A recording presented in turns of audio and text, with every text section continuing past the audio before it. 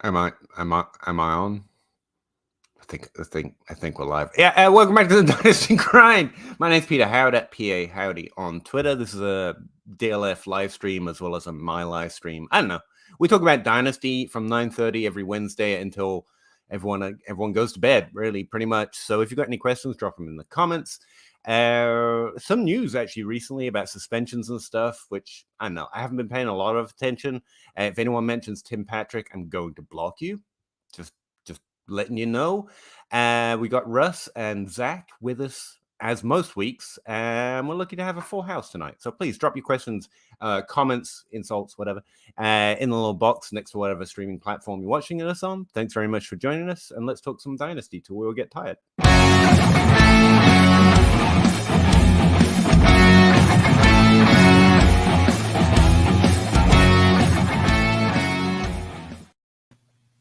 Yo, how you doing, guys? Is this thing on? I thought it would be funny, and then I realized I was doing too good of a job at it, like pretending I didn't know it was coming. I was like, no, this just seems like I'm unprepared, so I stopped. Yeah, there's been some news. I have really not been paying a lot of attention lately, but I know there's suspension news, and I know there's other news that no one will mention. Did I miss anything? Debo signed. Yeah. I missed that. I was recording the DLF trade show with Addison, and we're sitting there talking. I'm like, yeah, and with the turbulence between him and the organization, and not knowing what his future's going to be, and Addison's like, well, yeah, but he signed on Monday. Shit, you're gonna edit that out, right? No edit button here, my man. Kevin, but yeah, 3 years, 12-team half-point PPR Superflex Dynasty Start 9. He's a contender, last year's champion. Congrats. You don't need any help. I'm not going to answer your question. 323 first. It's Jameson Williams, isn't it? I'm guessing Calvin Ridley? Wow. Yeah, don't do that. Hang on to that. Hang on to that. Oh, wow. I just read the rest. Yeah, hold on to that. Get Breece Hall. Yeah, that's too much. Yeah. Hang on to that. If you want to give a first for Breece Hall, sure. No, you don't got to add all that to it. Yeah. He's a 2022 top 12 running back. Okay, let's not lose it. Well, and I think we lose perspective, Peter. Like people get into a draft class and they're like, this guy's the number one. It's like Burks in London and whoever you think is the number one wide receiver in this class. Well, they would have been like the number 4 or 5 receiver in the last class, and maybe less than that in the next one. So who knows? 5th highest running back value according to consensus DLF ranks right now. Just throwing that out there. Yeah, but it won't be after next year.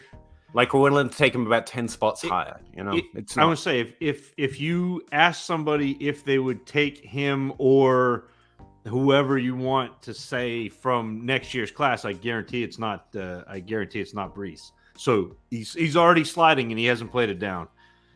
Yeah, if you're looking for points and you get him around about that 3rd round value, which again is like a 1st round pick, then fine. Yep. But if you add more than that, no. Yeah. Kevin's also from Germany, so thanks very much for checking us out, man. Go to sleep. It's late. I think this is why he dropped it. He dropped it in here around 4 p.m. then went to bed. Good. I'm howdy. I'll check the VOD. It's fine. Hank Jr., 16-team full PPR Dynasty League, was offered Miles Sanders, Tony, Jameis Winston for Gibson and George Pickens. No, Hank. Someone's trying to wheedle you out of some good players here. I wouldn't do it. I mean, it's not bad. I wouldn't do it, but it's not bad. Essentially what you're getting is a downgrade from Gibson and a downgrade from Pickens to get Winston. Get a rental quarterback. Yeah. It's okay, but I'd still rather have Pickens and Gibson. Yeah. And I'm not even that's the thing, that my best guess is Pickens is the only one with any real value this time next year. The only thing that gives me pause is that 16 team. Because getting a quarterback in a 16 team PPR, assuming it's super flex, that did notice that. That might be what he's thinking. He says, "Am I nuts? Thanks, love the show, fellows. Thanks, Hank. I love you too." I think 16 team, you make a decent case, but no. In a 1 QB, I still would not bother. But if that is super flex, yeah, getting a QB in a 16 team super flex league for that is probably worth it. I mean, does Jared Goff cost so much more than this? Couldn't you get like a first with Jared Goff if you threw something like that? I don't know. It's just too math. But I don't feel like there's that like after this year. What's to say? Like, where's Jared Goff? Like, I feel like Detroit's setting themselves up to draft a quarterback and get away from Goff unless he is a world beater this year. That's what I mean, though. I think he can get him for. He's going to do the same as Jameis Winston for you. And I don't think anyone's holding on to him with both hands if you just want a cheaper quarterback. You know what I mean? Right. Yeah. I don't know. Wish I could stay up late to watch the show, but so darn tired. Zach, what is your go-to order at Gelato? No, Gelato Fiasco. Gelato rings. Yeah. Well, no, because so BJ's from around the Brunswick area, so he knows. He said. Mine's a medium dish of Maine wild blueberry crisp and some fresh cream. I dig the wild blueberry crisp, but if there is an orange flavor of gelato, Peter, I got to give the people what they want. I know I see you smirking, but if there's some type of orange, so whether they do blood orange or just straight up navel orange, if there is that, I'm going to go with the orange. I'm going to go with a dark chocolate noir. I'm going to go with, I usually do a dish of 4 and get out of here with your medium, BJ. We got to go large. So it's usually dark chocolate noir, chocolate, hazelnut, and then something that goes with chocolate, whether that's, a peanut butter or a cookies and cream or coffee, something like that. When they have, when they have a Thor, God of Thunder, which is like a local espresso ice cream. That's really good with the chocolate too. So there you go, BJ. That's where I'm at. If they don't have the wild blueberry crisp, because I'm with you on that. I go for some combination of coffee, peanut butter, and banana. Those are my 3 go-tos. Right now they have a peanut butter chocolate banana like all in one. I'm not a big chocolate guy, but in that situation, I would allow it. I appreciate it. It's allowed. I just think get out of here with your medium BJ is a clippable event. I'm just going to. C-Plant. Hey, buddy. How you doing, Connor? Nicholas J. What's up? Not much, man. Just Dynasty Grind, Hello, Alan. Who's some guys you're targeting in startups in the late rounds, 20s and 30s? Harris Campbell. Yeah, pretty good one. I know Peter's not, but yeah. Hold on. I actually have ADP up now. I just got to scroll. What's round 20 in ADP? Like a number? It's like 160. Like 240. Yeah, I'm in like the 230 area. Justin Ross, I don't care. Still taking him. Sammy Watkins. Oh, yeah. People are talking about Cade Otton. And James White. I think I'm the only guy who doesn't mind filling up a bench spot with James White, but I do. So, Peter, I know you're not going to like this. Close your ears, but Tyquan Thornton is going back in that range. Yeah. The receiver that the Patriots drafted this year. And while a lot of things have to break right for him to break out, I do think what he does, both with the routes that he is adept at, which is like that little, man, he's so good at that little slant route, and his speed really pair well with what Mac Jones does well, which is throw receivers to the place where they're going to be, as opposed to making them stop and go back and make a play. And so if you put that with a player who runs slants and is really fast, Jones hitting him in stride, letting him continue to be fast, that's a stash that I'm looking at back in that area, Nicholas. I mean, you got a lot of veteran backup running backs down there. Damian Williams, Mike Davis. KJ Hamler's back down there. But I don't know why you would ever take him. There's no reason to take him. Well, we can't talk about it. It's like Bruno. There's a guy named Chig Okonkwo who is a tight end for Tennessee. I want that guy because of his name. I've got a table that can actually pull that up right now. Players I'm drafting slightly higher than some after like pick 220. Tyler Batty, Sammy Watkins, Keontae Ingram, and Sam Howell. I don't know why Sam Howell. Apparently, I'm abnormally high on him. I just put him next. You're talking to the two right people for that. Yeah, I got some Sam Howell too. Whatever. In fact, I got a first round Sam Howell pre-draft. I got a 4th round James Cook. I was arguing about discussing politely, obviously. Josh Allen and Patrick Mahomes, and who's the best league winner type quarterback. And I was like, both of them their rookie year. That was the only thought I came away with. Like, if you want that quarterback, you just get him in the rookie draft or stop paying for him. Yeah. Sam Howell isn't that, but that tends to be why I elevate that bottom rung of quarterbacks. Well, but that's the reason. That's the reason why we were arguing 4 months ago or 5 months ago about Trey Lance, because that's what his upside is. Except the fact he's never been down. But let's just agree. Let's just agree. Okay, Peter. Joe Herbert, rock and roll. Wrong show, but Zach's here. He could probably whip out some rock and roll for you. Hey, John Bosch. Hey, guys. Hello, everyone. Russ, you mentioned Addison. My brain told me to hit the like button. I think you guys are onto something with Every once in a while, we just got to say, Addison Hayes, what? Yeah. Hit that Addison Hayes right in the face. I mean, the like button. James Flatley, 10 team Superflex Dynasty League, 4 PPR, no tight end premium, start 10. He would send Aaron Jones and likely receive a 23 first. Do it. Yep. And 24 first. Oh, wow. Smash accept. Yeah. Yep. Yes. Yeah. Yes. I mean, I love Aaron Jones, but like I said, I liked him earlier this offseason, and now he's back to the top. I hate him. I'm back on it. Well, and Aaron Jones is probably a top 6 running back this year.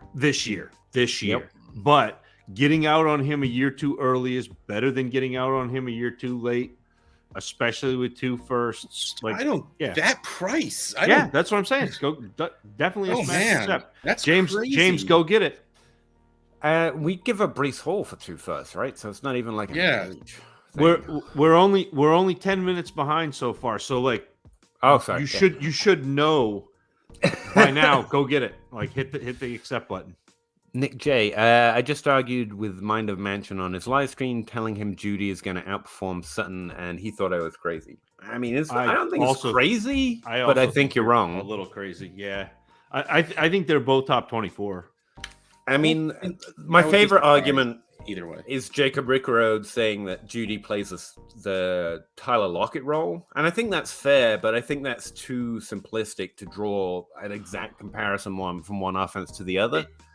And they don't play the same game. And that's what I was going to say. He plays more of that role. The Tyler Lockett role morphed. So Tyler Lockett, when Baldwin was there, was a downfield guy. It was kind of like how Golden Tate morphed. Like Golden Tate came into the league, was a downfield guy, and then morphed into the slot player.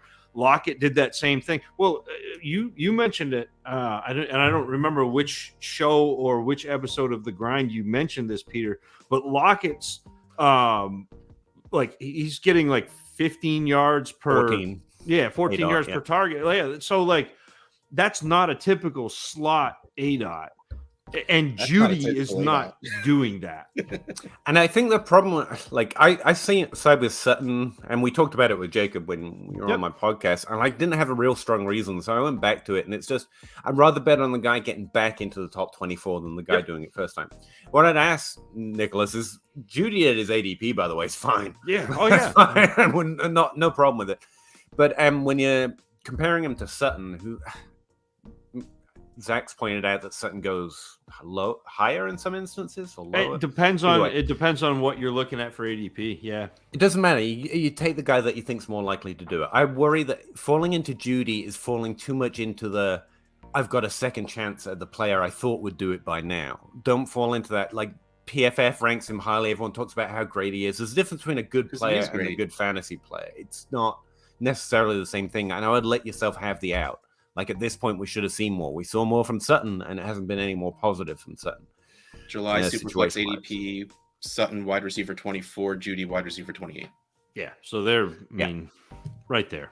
But again, DJ Moore, corollary, and Curtis Samuel. Don't take Judy just because he's cheaper. You have to believe that he's going to outproduce him, not that he's cheaper. And I don't think there's a good reason to think so. More get closer. Yeah. I mean, they're so close. So yeah, you probably have to say pick who you think is going to score more. I would do that in any instance. There's very rarely the value means more to me than who I think is going to be better. Like I want to take my shot strongly, if you know what I mean. Having said that, if you can't get Sutton, I've got no problem. Like, well, I'll trade a little bit less for Judy because Russell Wilson can move mans, you know. Wow, they'll both be very boring robot like man. Peter, this is an episode we're going to be talking about next year. Like Sutton, I think Sutton is a top 12 scorer this year in Superflex in PPR. Like I think Sutton is a top 12. You don't have to explain to me. I'm looking him up furiously, but he's a value in my ranks. Like not high enough. I can't get high enough. He's drafted 76 overall in Dynasty Superflex, and I got him to 54, which means he's a value. But like, it's still there's just players that his only people are in on him. Yeah, and that's fair. You got to pay it. Yeah, but I definitely think that's possible. But you can also. Me and you both like Landry, and he's a much easier trade right now. Yeah, but I don't think Landry's top 12. I don't think Landry's quite that high. I think Landry's probably like top 12. Well, I don't think Landry would get top 12, but he'll be top 24. Maybe if Thomas wasn't playing. No, if Thomas wasn't playing, Landry's. He's retired. His injury is too bad, I've been told. Minor Mention also said he's fading Deontay Johnson. I mean, get in line, Matt. I mean, he's fallen like into the wide receiver 15 slot in Dynasty. It's like you're taking him because he's good and he's proven, and there's very few of those left at that point. Spoiler alert, but I lost Dynasty Game Night this past week because I thought Deontay Johnson was still going in the top 12 in ADP. You did? Because he should be. No, he's not in it. He's 51st overall. I have him 31st, so I'm slightly higher than consensus on him. But I mean, you can fade him, but I mean, let's look up some names actually. That interests me. Like it's sometimes easier to take it out of the context of that specific player. So saying you're fading Deontay Johnson is like saying you're fading Michael Pittman. Pretty close to ADP.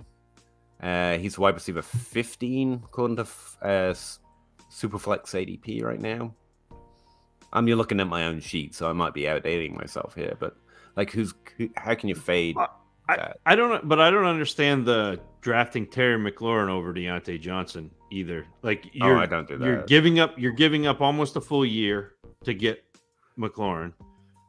Deontay Johnson has scored more fantasy points over the last 2 years. And granted, he doesn't have Roethlisberger anymore. I think he's a little younger, though, if that matters to you. Like a year. That's what I say, about almost a year. He's like what, 9 months, 10 months younger, something like that. But like, it's not like Wentz is anything to write home about. He's not bad, but it's not like he's. I am worried about McLaurin. The way McLaurin gets open downfield is not the way Wentz needs some separation. Wentz is not a throw you open guy.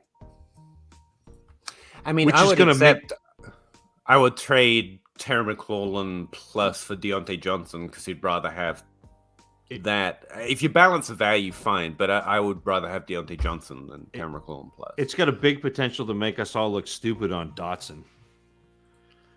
All the people who faded him, because running him out of the Ted Ginn, right? But running him out of the slot with Wentz, like that's a recipe for being actually really productive.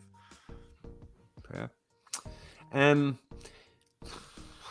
I can't come up with that quick, but in order to fade Deontay Johnson, you have to draft him like obscenely low, to be honest with you. It'd be hard to do. Saying you prefer other players below him if the value's right, that's different. Alan Davis, do you value running backs a little higher in 1 QB? PPR, 3 wide receiver, 14 team. The only thing that makes me value them more is 14 team. And honestly, I still don't think I care. How many do you have to start? Is the real question. You like you say 3 wide receiver, so I'm assuming it's 2 running back. In which case, yes, I would probably at least try and lock up 1 decent running back and then just throw caution to the wind with the second spot. But which is also why I hate having to start 2 running backs. But 14 team does make them a little bit more valuable. The rest of it doesn't come into play. For me, it depends on my league too. Because if the league doesn't value running backs highly, then I do. Like I have teams where I have 4 or 5 really stud running backs. I have teams where I'm in Outhouse in your leagues where I have JD McKissick RB1. You know, so it really depends on the league because I want to be controlling, you know, my team, and I want to be pushing the league to where they're feeling uncomfortable. And if running backs are undervalued, I'm going to push you with running backs. In Dynasty, that's often easier to do. Yeah, and that's fine. Like I don't mind doing that, but I also don't sit with running backs as long as most people do.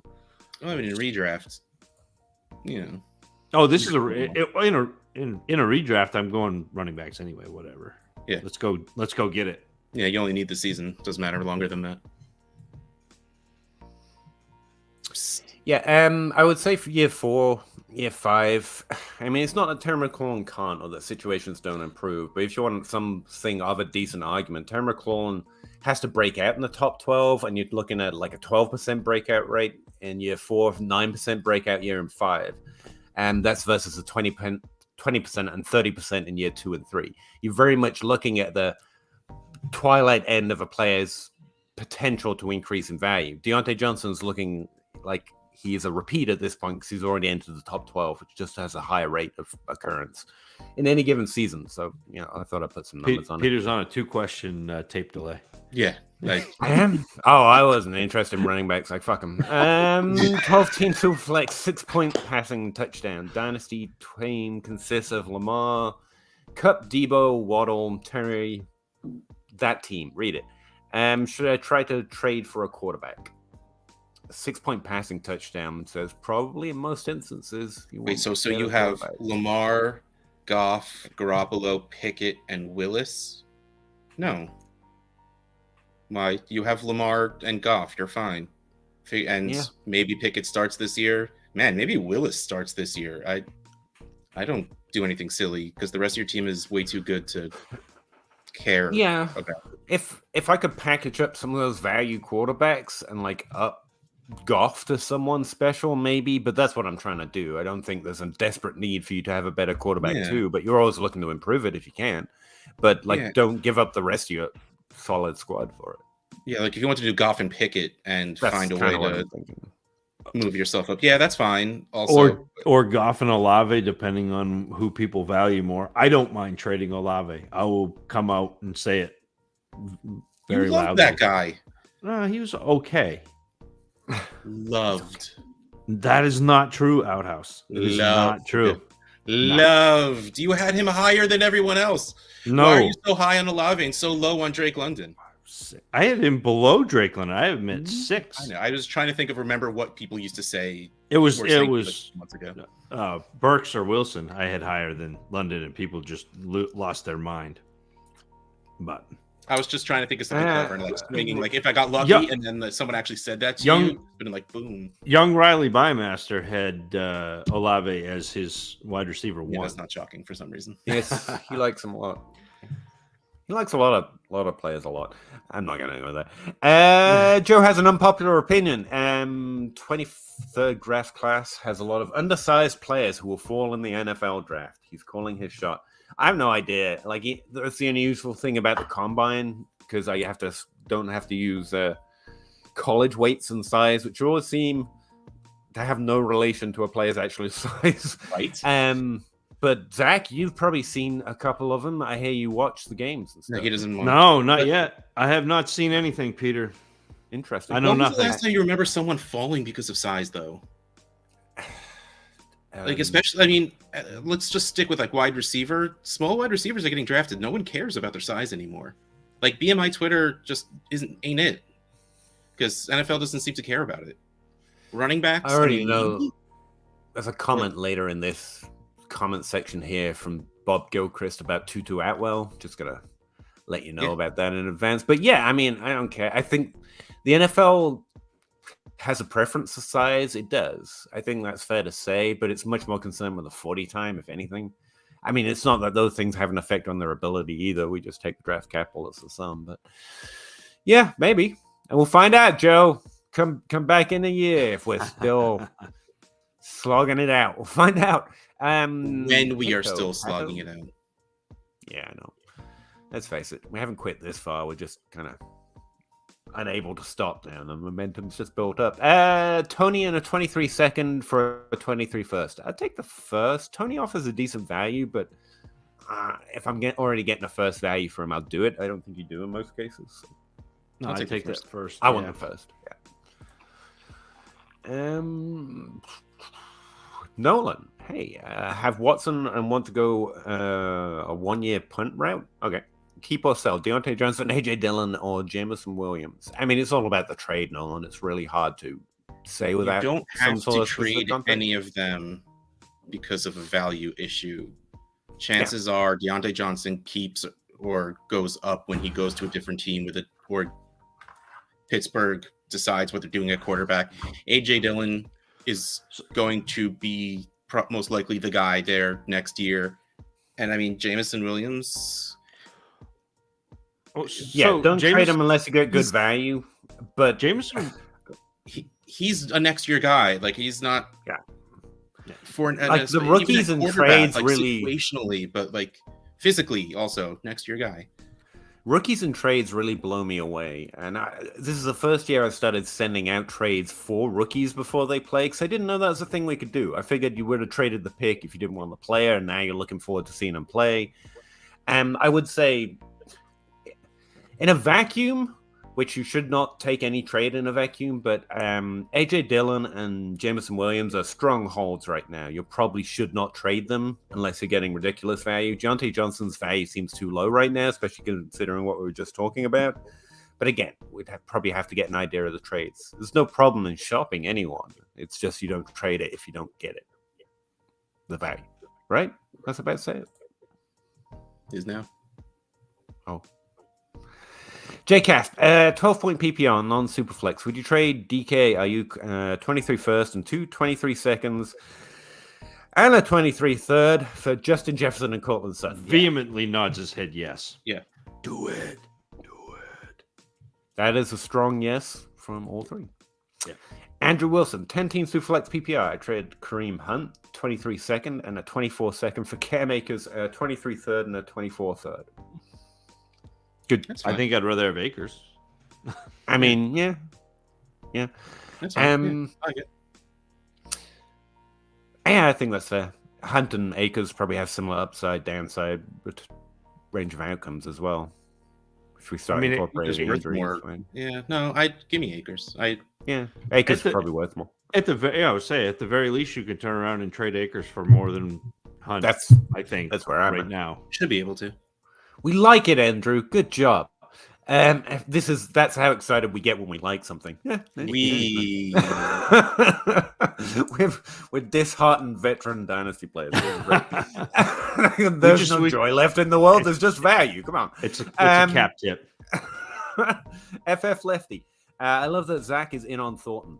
I mean, it kind of feels like the Deontay thing. Like, how can you be in on a player barely drafted? But yeah, it's a good point. Draft capital. It's one Matt Spencer keeps pointing out as well, because we all ignore him, but he's got draft capital and a decent skill set. I don't even care. Like, the draft capital is great, but so this is when we talked with Jacob, and I said, draft capital is great, but the one thing that just eats at the back of my mind is it only takes one team It only takes one team to draft a player highly, and then he's got draft capital, and they could be the Jets. Like they could be morons. Yeah. And so that's it. And look, Belichick does not have a great track it is a good record. thing to keep in mind. Yeah. No, it does not. But I think Lefty's attitude here is fine. At the end of a draft, why honestly, why the hell not? If you're going to take a sleeper, fine. The only thing that will stop me is if there's as long as you've stocked your running backs already, yeah, he can throw a shot like that in a wide receiver free. It's fine. Recovering Ridley Truther. How's that going, by the way? Yo Jensen, a 12-team PPR Superflex best ball draft. Kirk Cousins, Tony Pollard in a startup draft, and they'll both be available on the 10th. I don't get the Tony Pollard love. I don't at this point. I mean, fine. It's probably it's Kirk. He's got a chance to be the wide receiver 1 in Jacksonville. As much as that pains me. Yeah, he'll be fine. Yeah, Tony Pollard's you're one of those running backs everyone just clings onto with both hands until they've given everyone in the league a little injury or a random 40 yards. Yeah, but haven't you seen his efficiency, Peter? Sorry. Oh, okay. No problem. That's okay. I can't formulate that joke quick enough. Forget it. Matthew traded AJ Brown on 24 first for 24 fourth for T. Higgins. Traylon Burks just thrown in there, I guess, and Kenny Golladay. Then flipped Burks for DJ Moore, Lockett, Albert O, and Goff. That's a big trade. Did he say this? I like that. Anyway, yeah. But yeah. I don't know. I would have done Burks. No, I would have Burks for Moore and Lockett. Yeah, bro. Would yeah, I definitely. You traded AJ Brown at 24 first and a fourth for T. Higgins, Kenny Golladay, which is a great DJ trade. Moore, Tyler Lockett, Albert Okwuegbunam, and Jared Goff. Yes, you did great, that, Matthew. Yeah, I would say the only bad things about these trades is you're getting way too much in each one. Like, there's no way AJ Brown in the first brings you T and Burks and then a throw in, even if it is Golladay. And there's no way Burks should get you like 3-4 very potential players. Like, you're just getting too much. Stop it, man. Who do you think is worth more, AJ Brown or T. Higgins? Worth more. That's a different question. AJ Brown in by ADP, but yeah, that's what I think at this point I may prefer Higgins. It's close. Yeah, at value. I know Okay, just curious. Because like the 24 first, I mean the fourth, whatever, but like 24 first and whatever little difference between AJ Brown and T. Higgins, I mean, that's fine being Burks. I mean, Golladay at this point is a throw-in because no one thinks he's ever going to do anything ever again. Right. Except for Jacob Rickroad. He's on Golladay.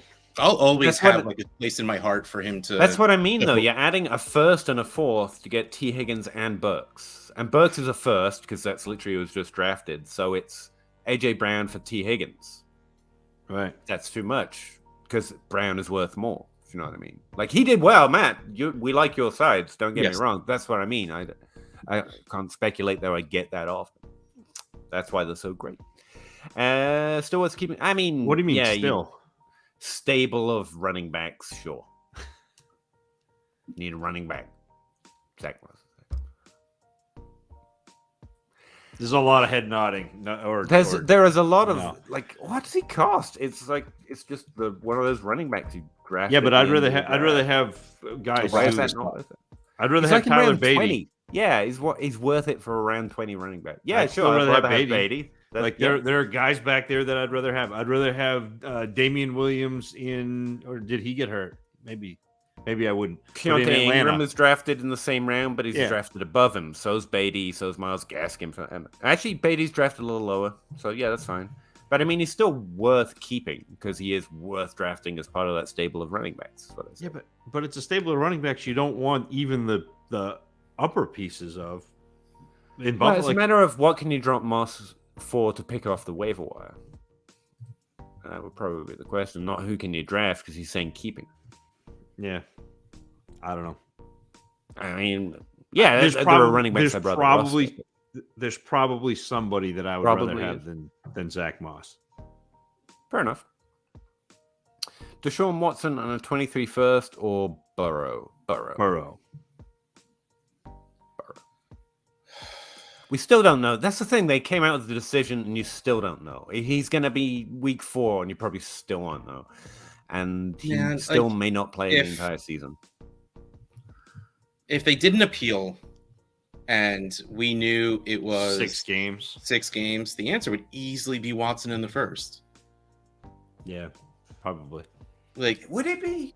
Does Watson if Watson comes back at like 90% of what Watson was, he's worth Burrow.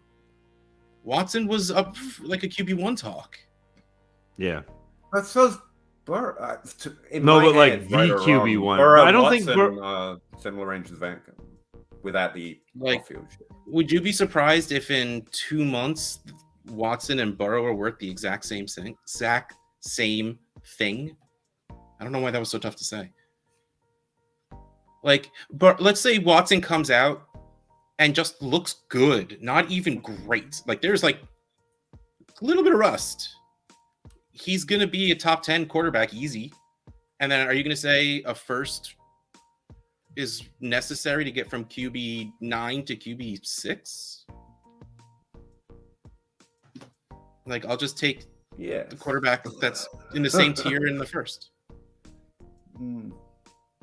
It's hard not to play that. I don't think we're done with the questions even in a year, but yes, 1000%. I'm saying if we knew it was 6 games and there was nothing else they had on him to do to him. See, I don't have a strong quarterback process, so I'm not going to object too long. But I don't know. I wouldn't favor Burrow if, like, Sean Watson was an angel, which I don't know. I'd favor him that much above Burrow, or even equally. I'd probably rather Burrow. I like the passing. I like his team better. I like his weapons better. I like his coaching staff better. He is younger. He's already, actually probably finished higher last year than Watson did.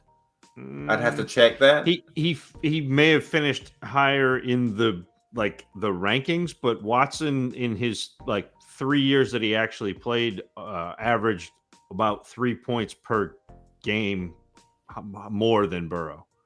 Yeah, well, Josh Allen's been the quarterback 1 for 2 years in a row, and we draft Patrick Mahomes over him. So I'm not saying that there's a rationale behind it, but I think Rush, you're like, if we knew that, if it was 6 games, then yes, it's take Watson and the first.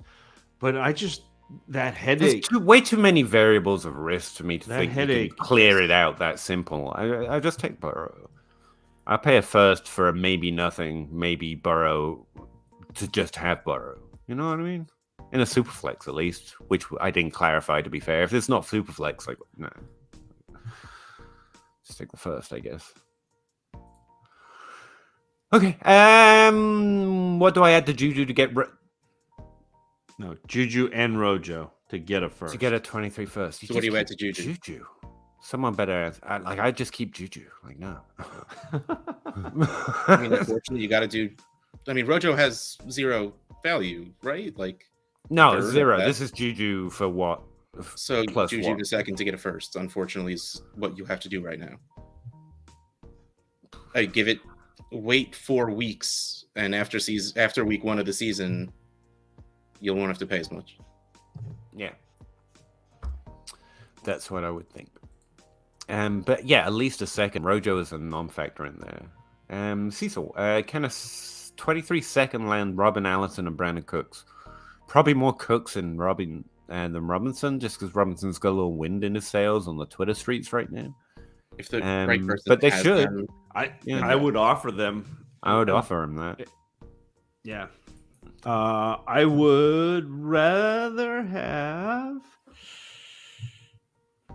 Allen Robinson because of the upside, but I think Cooks is the surer thing to score points. But this is fantasy football, and you want the ceiling. You want to go for the guy who can get up in the top 12. I do think, to your point of there's someone else, I think you can get Landry even a little cheaper. Yeah. Like a third. Yeah, you probably do that for a third. Yep. You could probably get Michael Thomas for a second. It's not a this year play, maybe, because that injury is maybe worrying, but he's running routes and things. Yeah, that's what I mean. He's probably going to play and probably remind us he's pretty good at some point. Yep. So Michael Thomas. But I mean, if those are the two you're looking at, both of those would be fine trades. Absolutely. Pick your favorite. Maybe Robinson over Cooks. Offer that one first, offer the other one second. After it's rejected or if it's rejected. Jake Reed, 12-team Superflex, half-point PPR. He is rebuilding, he thinks. Would you trade Trevor Lawrence on 24 third for Winston and a 23 first? Ooh. I mean, it's Superflex and it's 23 first. I'm a little concerned on Lawrence, but that seems a little low based on where he's... Wait, would you trade T-Law and a 24 third?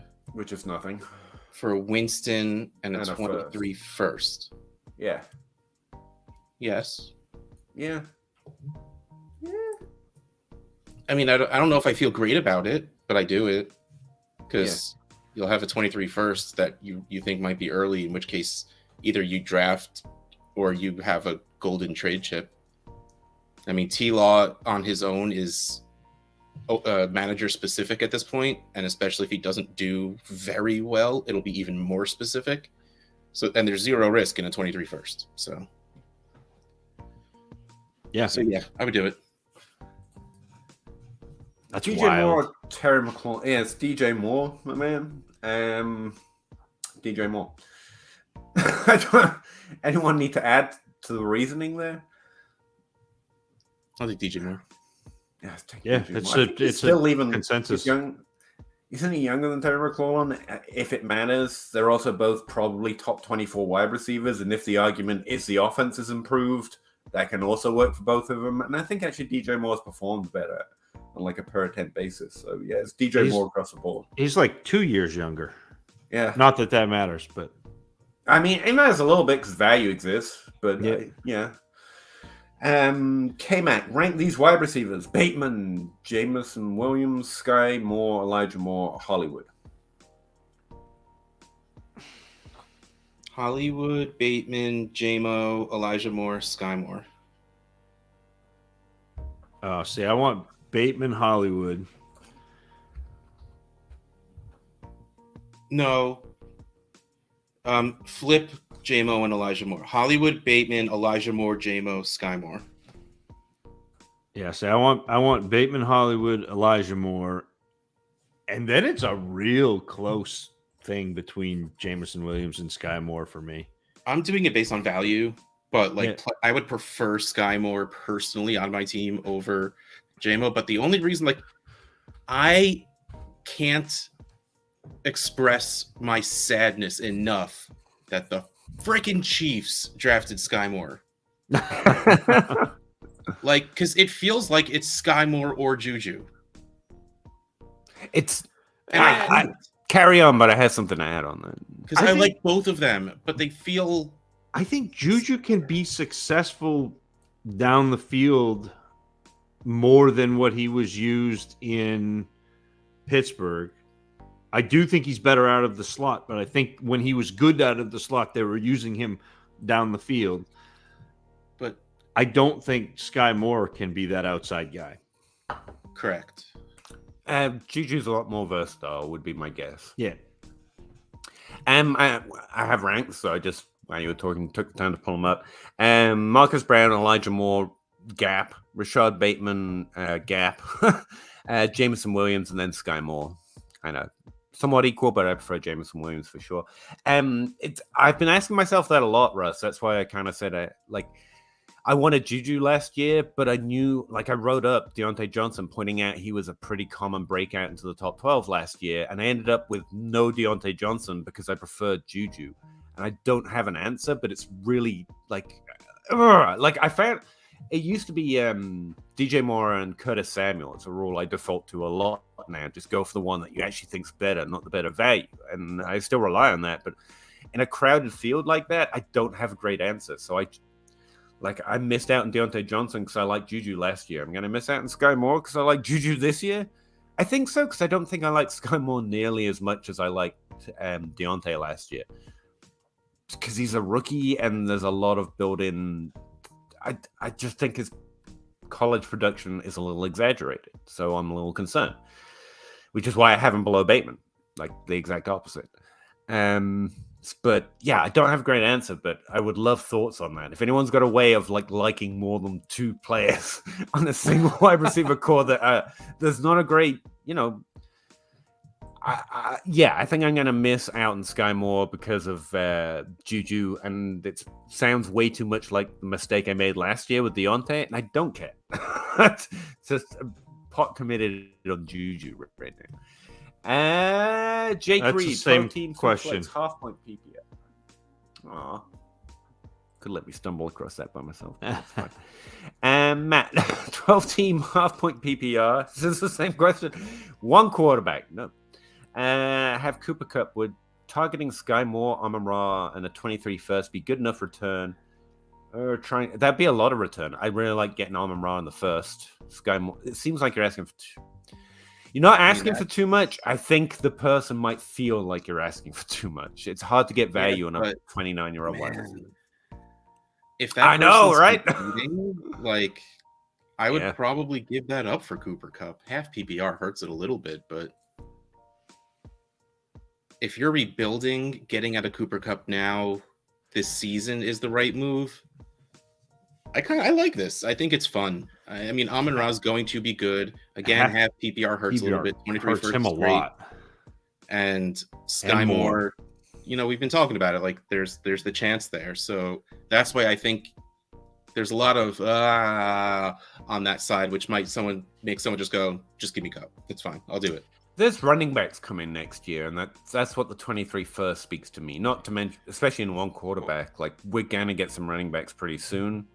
Now's a good time to get rid of Kupp.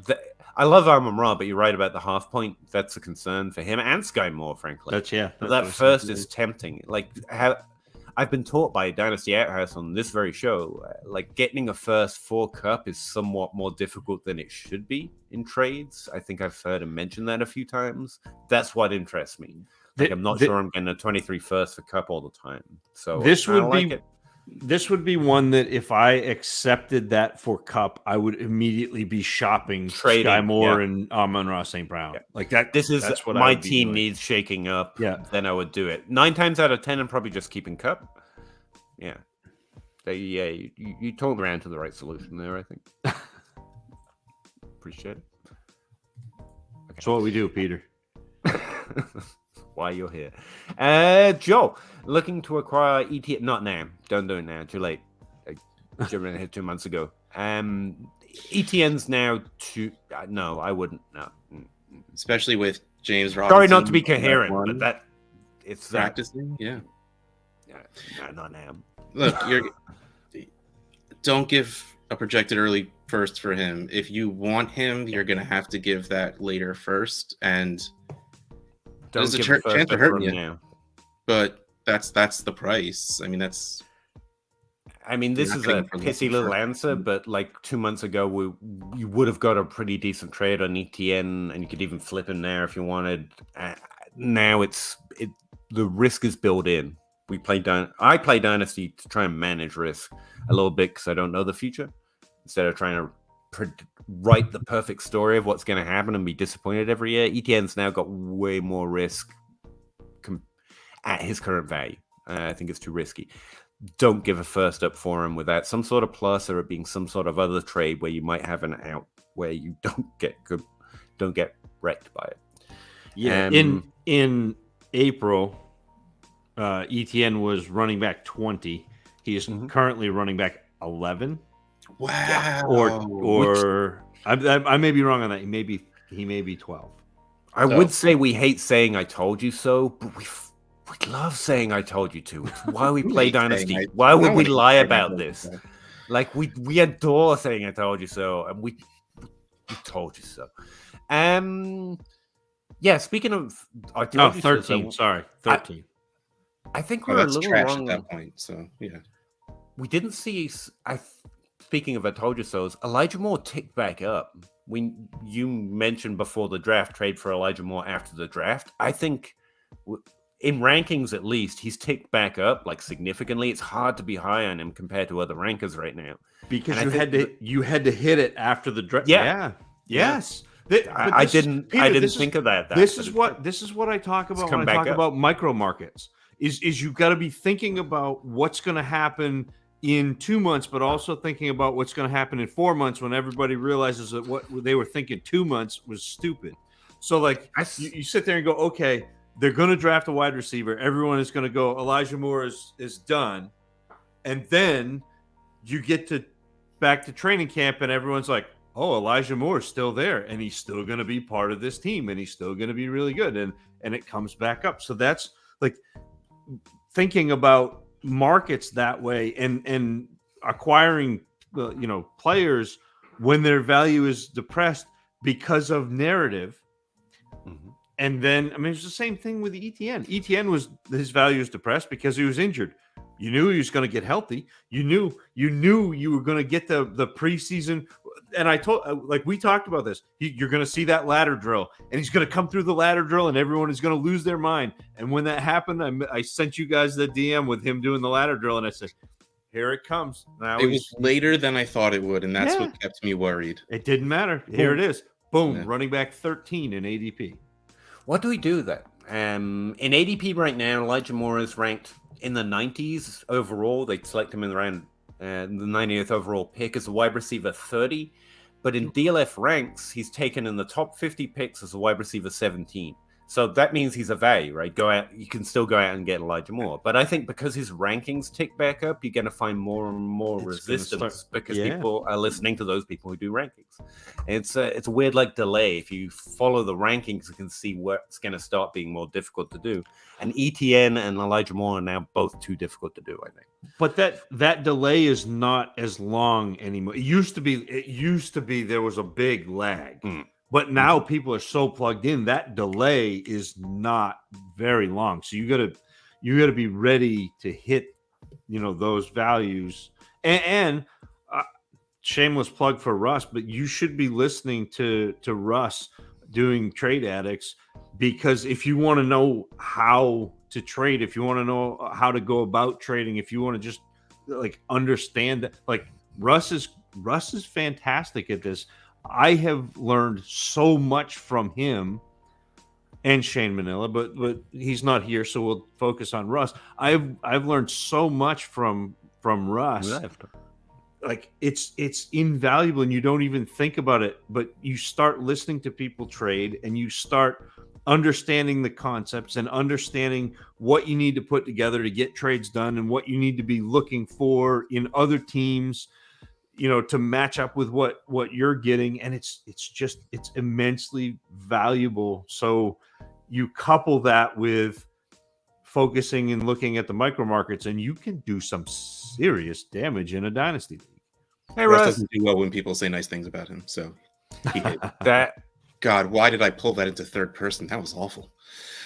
Ugh. Sorry about that. I liked it. I really enjoyed it. My favorite thing about you, Russ, is Sean says, I traded 420. I don't want him to leave. I'm not doing it anymore. I traded 423 first for Najee, Cup, Terry McLaurin, 12-team Superflex contender. I don't hate it. What with the value of first right now? 423 first, but you got good value out of it. Yeah, I mean that's. Speaking of everything Zach just explained to us, isn't this kind of the same thing in the opposite way? Everyone loves 23 first right now. Yes. So you're like, I will handpick my perfect team. Thank you. And that's gonna happen. So Peter, this is perfect. This is a great segue. Sean, you hit this absolutely perfect. So you're ahead of the game on this. In 3 weeks, every single podcast is going to be coming on telling you need to trade your 23 first because they're so valuable. In about 5 weeks, you're going to be able to get 23 first at a value. So, but you got out ahead of it, got value for your 23 first. It's perfect timing on your part, Sean, whether you were thinking that far ahead or not. But this is going to be a thing where 23 firsts are going to have a dip because, like I said, 4 weeks, every single show that you listen to is going to tell you 23 firsts are insanely valued. You should be trading them to reap the value. About 2 to 3 weeks after that, everybody's going to be trading 23 firsts, and they become a value again. Because you have a lot of very good dynasty players out there who are also very smart, and they'll be contenders that hold on to their first. And one of the big reasons they hold on to their first is well, if they're lucky, they have no injuries and they just coast through and do well. They have a good draft pick. Well, a later first, but still a first. But also, they get into that season, CMC gets hurt again, something happens. They have that first, which has a lot of value to be able to trade away. And once one person does it, floodgates. Like, it, one person doing it will be like, oh crap, all right, arms race time. And then anyone who has a first is going to start doing it, and then you can just drive up the price over and over again. Weird part about 23 is the arms race has already happened. I feel like in most of my leagues, those are willing to go in on first have already acquired them, and those that are willing to trade them have already traded them, and we're kind of in a hold. I love pieces of little nuggets of definite advice. DLF loves it too. They keep putting it in their writer's guide and then reminding me of it because I don't do it very well. Zach, does that mean what we're saying right now is trade your 23 first because they're about to start doing it, or is it already too late? I think you can right now and get huge value for it. I mean, I think what you saw Sean just do is get a top 2 running back, a top 6 wide receiver, and Terry McLaurin, who's a top 20 wide receiver, who obviously Fantasy Mansion thinks is going to be a top 15 wide receiver or better than Deontay Johnson. So whatever. That guy says it. Well, but like that's really good value for those picks. I mean, Najee Harris is worth probably at least 2 firsts. Kupp is worth, we just decided, a first plus, and McLaurin is that other like half of the first minus whatever it was that you get for Kupp. So like that's good value for really productive. I think Najee was a smart ad here too because he's a running back, but he's also young. He's probably going to be one of those few. Like, it's a good idea. The other way of doing it is trying to add. You just balance the value here. Like, instead of Najee, you get Fournette.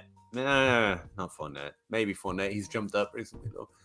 You get an older running back, and instead you get Jalen Waddle, or instead you get CeeDee Lamb. But yeah, I think right now, until they start hearing it on every podcast, don't definitely trade away your 23 first, but see what you can get. Maybe. Yep. I think it's an interesting time period to do it. Yep. Just checking that was actual advice you were offering out that I can blame on you later. Well, I didn't say it, but Zach came up with this idea and then claim it if it works out well, FF Lefty, the podcast was talking about 22 for Terry. Yeah, I trade a 22 first round picks for almost every good wide receiver, any wide receiver that's he's just saying he's saying Terry over McLaurin over Deontay Johnson this year. Oh, okay. Okay.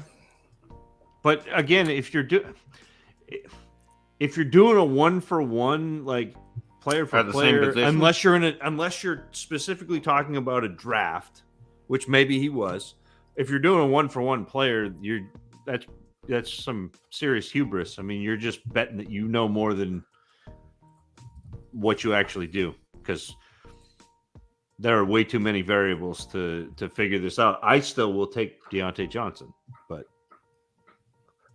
Well, the thing is, you have to add to Terry McLaurin to get Deontay Johnson. So if you're adding a second, I'll be like, sure. If you're not, I'll take Deontay. You see, there's a video. That's what I mean about the value's too low. The value's too low to really be. I did. No, he intercepted an interception.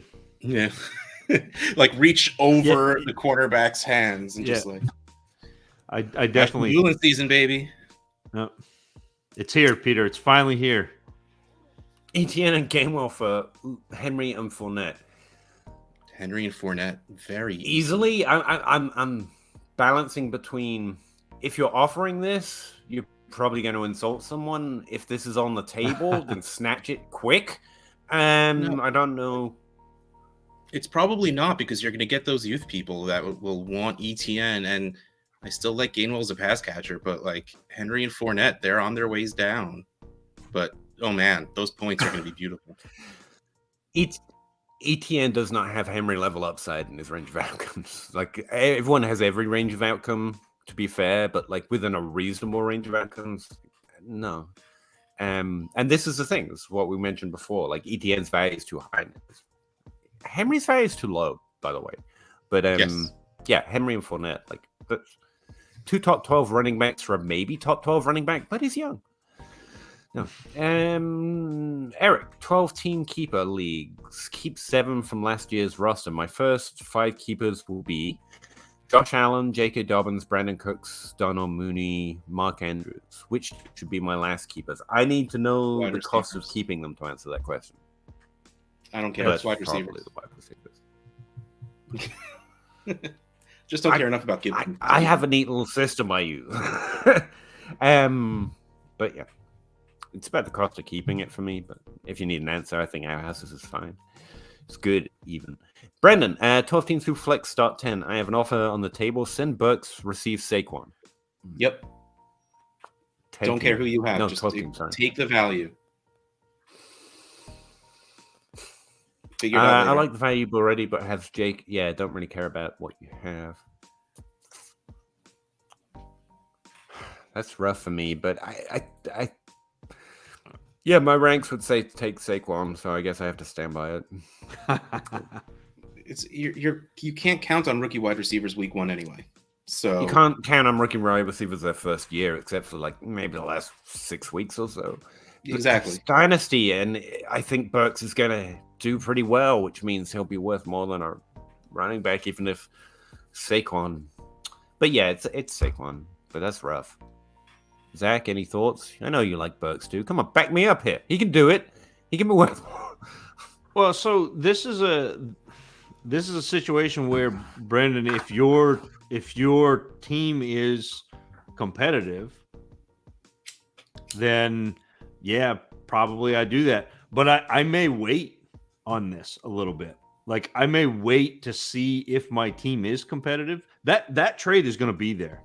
You're going to be able to trade Burks for Saquon this week. You're going to be able to do it, at the start of the season.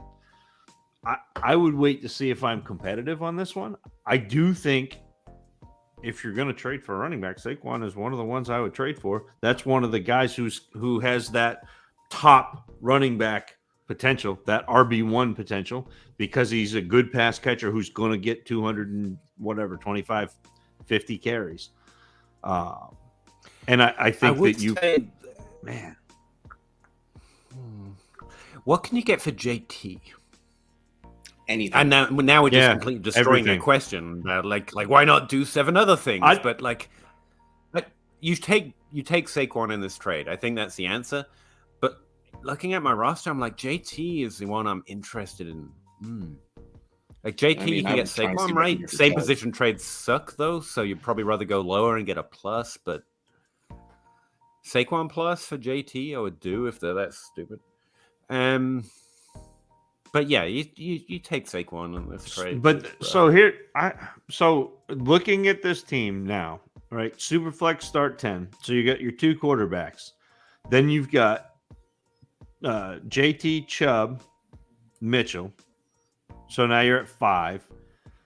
Judy 6, Kirk 7, Tony 8, and then Julio and somebody else are your 9 and 10. Like, are you? That's. Well, he didn't list the tight ends. Yeah, I guess hopefully he has one. In which case, you're just filling one player in. Yeah, that's not bad. I don't know. That's close. I guess it's probably Saquon, but Saquon gives him that. Yeah. It's Saquon for this year for sure. And you might as well play for this year. No, this is a tough one when my dynasty instincts just come out and I'm like, give me the young wide receiver. But I do think it's like Brendan. No, really. I'll always take the value now. Honestly, that's my answer. I would look for other trades. I think Zach's right. If you can trade Burks for Saquon right now, you can do it in 3 weeks. And I'd leave it on the table and try and see what else I could do. Because he trades Saquon to someone else. Definitely a good. Well, so if you're good at trading, you can go versus right there for sure. Why not go and see if you can trade Chubb for players, somebody like Fournette and a wide receiver, and then all of a sudden you've made your team better Oh yes, 1000%. Like if I'm choosing one of these players to trade away, the answer is Nick Chubb, Yeah. which makes me sad because man, I love that guy, but he's just he's fantastic. not for fantasy. Alvin Kamara, Derrick Henry, both have fallen well below value. Yep. There's other running backs. I don't know. Like I don't like It's throwing my the- value it's at running backs. It's my instinct Brandon, first. it's the giving up. It's the giving up Burks, who we think is going to be a pretty good wide receiver and is young, for the running back, and that's so. Yeah. To me, this is a trade that if I had Saquon, this is a trade I would be making to rebuild my team. And to be also doubly, triply clear here, it's because it's Burks. If it was London, I'd be like, it's rough, but take Saquon. Like Burks is the one in this draft class. I'm like, I kind of want to wait and see on. But yeah, Saquon. Alec, another one for you guys. JT and MVS, so just JT. For DJ Moore, Sutton, Sanders, and another more to be named later. Sky, Elijah. Rondell. Could be Rondell. Is there a one that would greatly sweat Elijah, I guess? I mean, honestly, no. I mean, I don't feel great. I still think I'm It depends on the. Did we have a league size for Alec? I love the idea of getting that many young wide receivers. If that's Elijah, DJ Moore, Cortland Sutton. I don't even hate it if it's Rondell as a thing. I mean, I hate it a little more if it's Rondell because of the a value. little more, sure. To me, it depends on the number of teams in your league. Yeah, because if it's a smaller league, if it's a 10-team league or a 12-team league, then, I'm probably want JT. Then without even thinking about it. Yeah, that's fair. Guys, we have fallen behind. Moving on. Brendan, thinking about accepting and shopping Chubb for another wide receiver. I still like Zach's idea because it lets me have the best of both worlds. If you don't have to do it right now, maybe see what someone says about Chubb. Or just don't be boring and do it now. Shop Chubb now and wait on the Burks Saquon trade. Or be fun like Russ. It's up to you. Sean, traded Dobbins and Juju for Diggs, Jared Goff, Damian Pierce, 12-team Superflex thoughts. I don't care about Damian Pierce, but that's a good. I take that. Yeah. I love Dobbins and Juju. It makes me sad, but Diggs is just so good, and you're getting a quarterback. Yeah, even if it's just for this year. Who should? And honestly, Pierce could be the running back in Houston. I prefer volume arguments. It's fine. He's fine, and there's volume there. They also went with 4 running backs last year, so I don't know if they care about sticking with one. Yeah, but it's a good trade. You got Diggs, who's fantastic and will be fantastic for at least 1 or 2 more years, and Jared Goff will. I just like the fact that you hurt Russ by trading Dobbins and you hurt Peter by trading Juju. With this trade, painful. That's the best part of this. The thing is here, Juju can flatline like he did last year, and Dobbins' upside is a top 15 running back, I think, even though he's great. And you're getting a quarterback in Superflex and a top 12 wide receiver, even if it's just for 1 year. It's just that side. And Damian Pierce, I mean, got a roster of players I don't like, so I can make more trades. So fine. Dobbins can finish as RB12, and his value will still go up. Well, yeah, if he finishes as a top 12 running back, his value will probably go up. Up. What is he now? That's a good question. Oh, wow, he's RB18. I didn't realize he fell that far. But yeah. Let's see who's above him. Let me click the running back so I don't have to scroll. Alvin Kamara, Cam Akers, Aaron Kamara's Jones. going to fall. Jones is going to fall. Fournette's going to fall. Chubb's going to fall. Cook will probably fall. Eckler's going to fall. Dobbins is going to move up decently by default. And then if he does 23. well, Derrick Henry falls. Saquon most likely fall. And McCaffrey, he's different. But still, he'll be 27. It's the same thing with, like I said about Javonte coming into this offseason. He was going to be a top 5 running back by default. And I think Dobbins is going to be top 15 by default, but also could go much higher if he scores pretty well.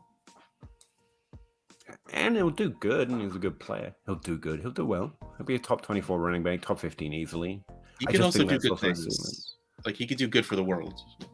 It's not just about football. Getting Jacobs coming back. Yeah. Sorry, I was thinking about this next one. Peyton, 12-team 1 QB PPR. Pitts, Renfro, 23 second, or Higgins, Jacobs, and 23 first. Probably mid and commit. I mean, Pitts, most Dynasty players are just going to take Pitts here, I think. Oh, I like the Higgins in the first side. Higgins in the first is fine, especially because they didn't say tight end premium also. If it's not premium, I'd probably take Higgins, Jacobs the first, and Komet. If anything, like, I would do that, and then I don't know how I feel about Komet. Like, the dude's gonna get 100 targets. Like, and he has to score a touchdown this season, right? Like, has to. It was ridiculous that he didn't, but like, yeah. But Higgins in first picks is fine. I'm good with that. And that's the rest of it. Yeah. FF Lefty, sorry for the disjointed comment, but he was saying the 23 firsts. The players coming in at 23 are undersized. Yeah. I don't know, but we don't know. Wide receivers that are wide receivers that are 6 feet tall and between 180 and 200 pounds aren't necessarily undersized. Maybe you're thinking running back. I don't know. And Nicholas, Campbell been gone before round 17. Good for Paris Campbell. He's fully motivated. Oh, that was the other one. Bob Gilchrist. This is projecting a negative comment I would make about Tutu. I resemble that remark. He does resemble that remark. Everyone follow Bob Gilchrist. Nice to see you, Bob. Nicholas J. I would have grabbed Thornton, but he was taking the 17th. Wow. Nice, smart player.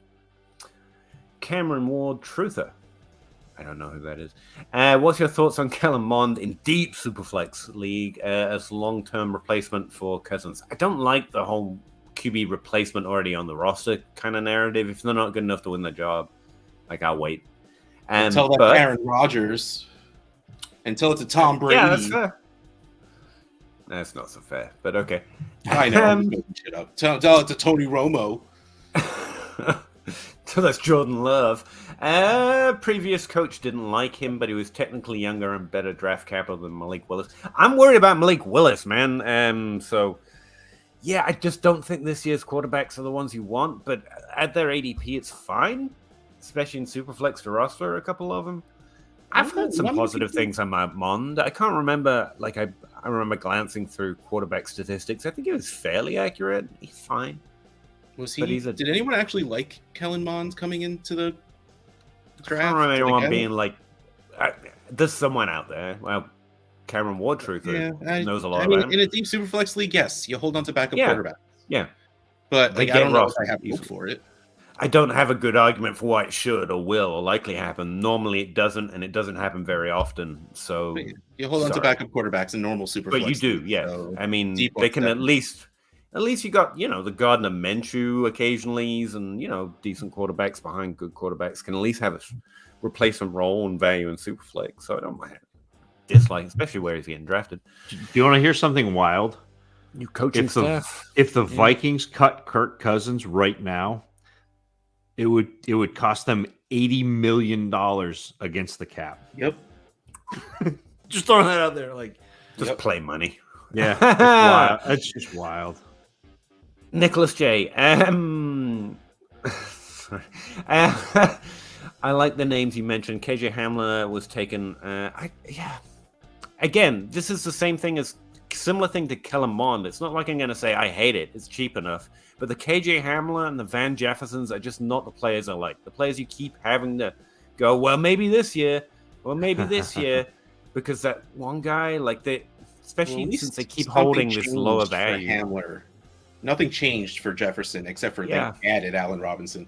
At least KJ Hamler has a new quarterback, and maybe that means something. Plus Penn State pass catchers, but I don't.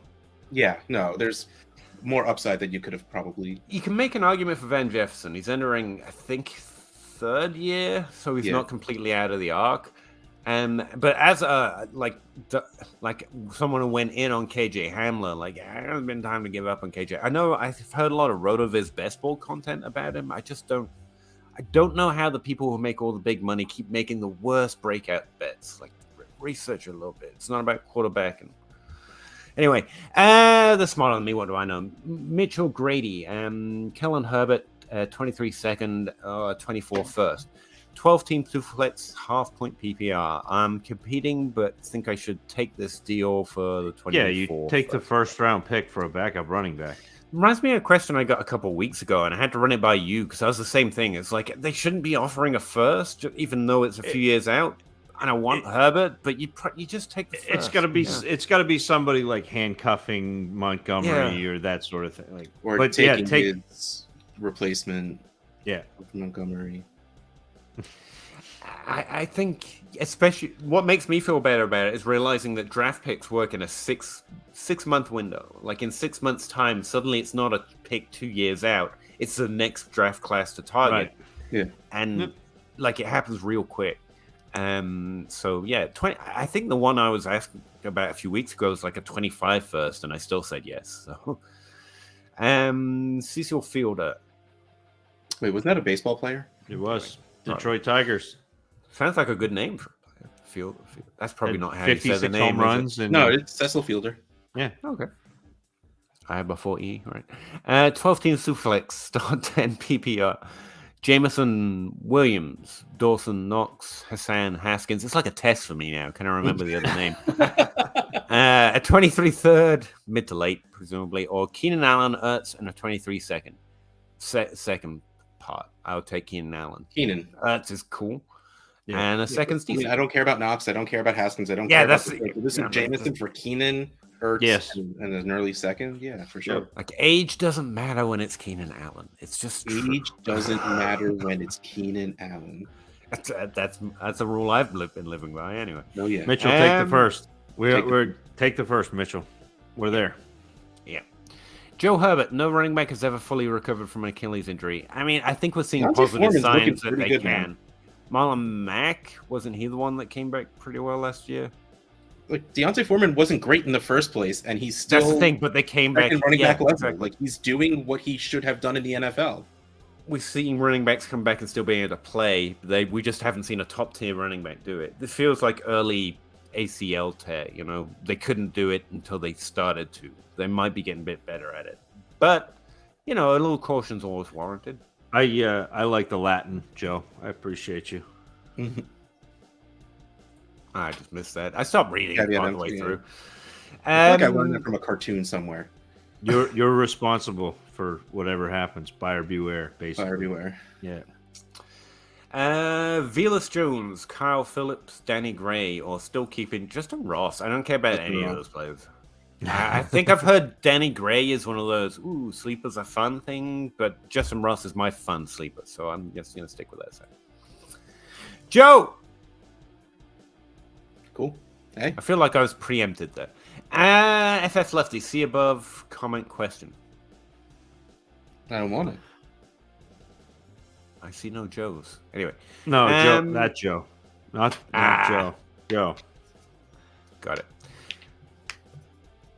I'll list my team off so far. It's 12 team Superflex, start 10. 1 quarterback, 2 running backs, 3 wide receivers, 3 flexes, 1 Superflex. Also, I traded and got a 23 first in the startup. I think they're having a conversation I'm looking in on. This kind of sucks. Murray, Wilson, Mills, Willis. You have to fill in the names now. I don't know what the question is. You have a good team. Yeah. Is that the question? Very fancy looking team. I like it. He has asked us questions before, but if you expect me to remember things for more than 5 minutes, like, sorry. Yeah, no, it's not. It's like 55 minutes because we're so far behind. But yeah. Sorry. Zach's t-shirt is hilarious. At what? I don't understand it. I don't know what those strange symbols mean. I would have better choice if they were like hieroglyphs or Greek alphabet from the 5th century BCE. Snuggy.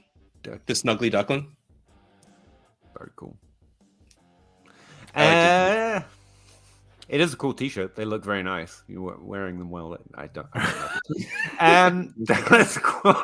Cowboys wide receivers injuries. Do you think CeeDee Lamb's production starts to fall off instead of increase? No, I think he breaks out into the top 12 this year. I don't think James Washington getting hurt does anything to CeeDee Lamb. Makes me sad.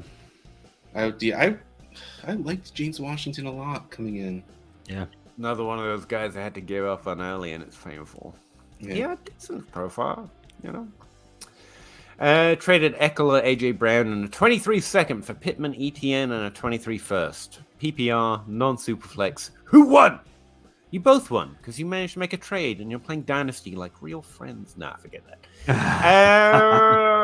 AJ Brown's side kicked the other side's ass. There you go. Yeah. I'd rather have the AJ Brown side. Yeah. It's close-ish, like whatever. But AJ Brown side this year crushes it. Yeah. Sorry, bud. Riley Bymaster. I've heard of him. That's how many tweets I read. Did we say his name was in the mirror or something? Within James Washington, is this not Browns here? Appreciate the ambivalence in my SO. Yeah. That was Riley's guy. Noah Brown. I love it. I love it. I mean, I don't hate Noah Brown either, to be fair. I mean, at a certain point, there's no point in hating players. Nicholas J. I heard Trubisky went 320 in drills today. How soon does Pickett take the job? So I think they're going to run Trubisky. Here's the problem with that. What they'll probably do is just end up with Najee Harris running Wildcat quarterback, which is what they should do because he's probably better than whatever else they've got. Just give me well, since that's not going to happen. It's going to be Trubisky because Pickett's been just as bad, if not worse, than. It's practice. Nobody calls this shit. I mean, chances are Trubisky's starting the season, and they'd probably rather just continue to despair under Trubisky and at least leave their fan base the hope that Pickett's in the wings for next year. Like, why confirm all things? Like, if their O-line is so bad, they'll just keep the old guy in there so they don't kill the new kid. Yeah. At least let's hope he could be better. It's always Mason Rudolph. There you go. FF Lefty. Hi, it's that guy you were talking shit about. Hi, Ryan. That's probably true. Oh, yeah. With every comment, Lefty. Sorry, man. Just generally talking shit. Recovering Ridley Truther. Guess what? 5 more weeks. Let's go. Now, slow it down, man. The off-season's the best season. Stop it. I have to do even more work in the season. It just confuses everything. The minute they start adding new statistics, like I hadn't finished, what's the biggest negative story you can't wait to find the answer to this season? That's a good question. I'm really interested in what happens to wide receivers and quarterbacks when they switch, because this is the first year, honestly, the first year ever we're seeing wide receivers and quarterbacks in their prime switching teams.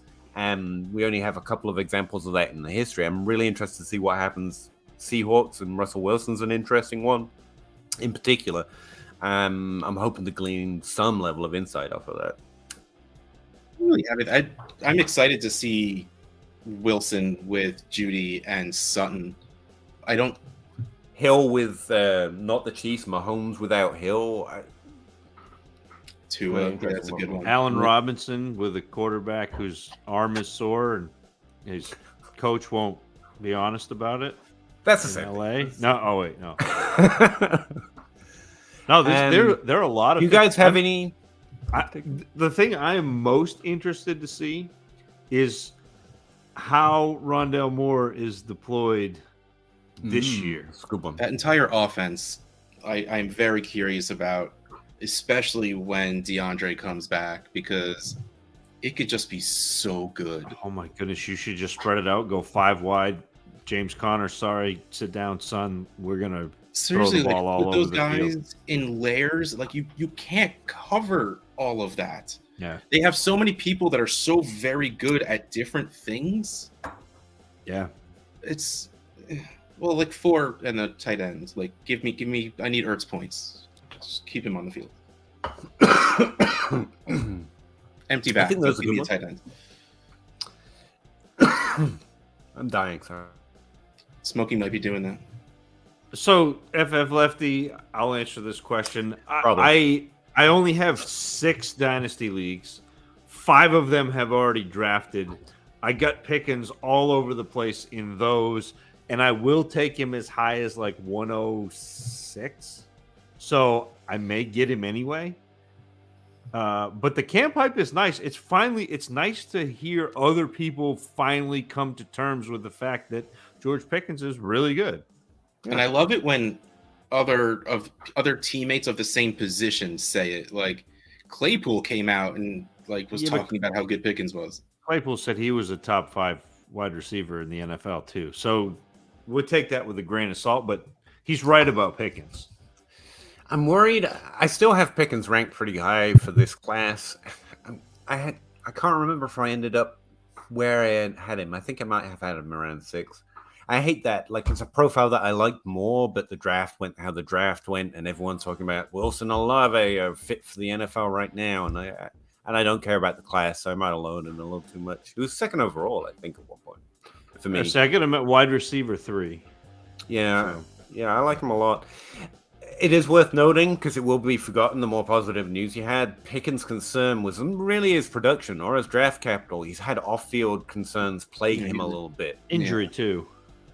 I mean, the Steelers have dealt with that before, sometimes with greater or less success, but I mean, I don't know the kid, but that was the concern coming out of college. Nothing about what he did or even where he went or his draft capital. So keep an eye on it.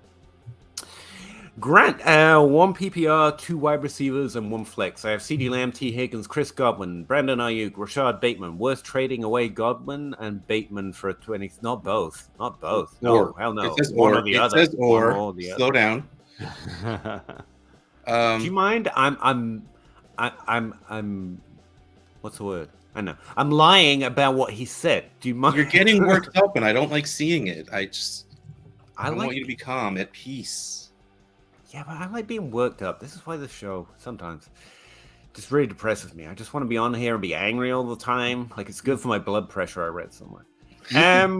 Conceivably have 5 top 24 wide receivers this year. I would not do that, by the way. I would not I trade. would give Godwin for a first. Pretty easy.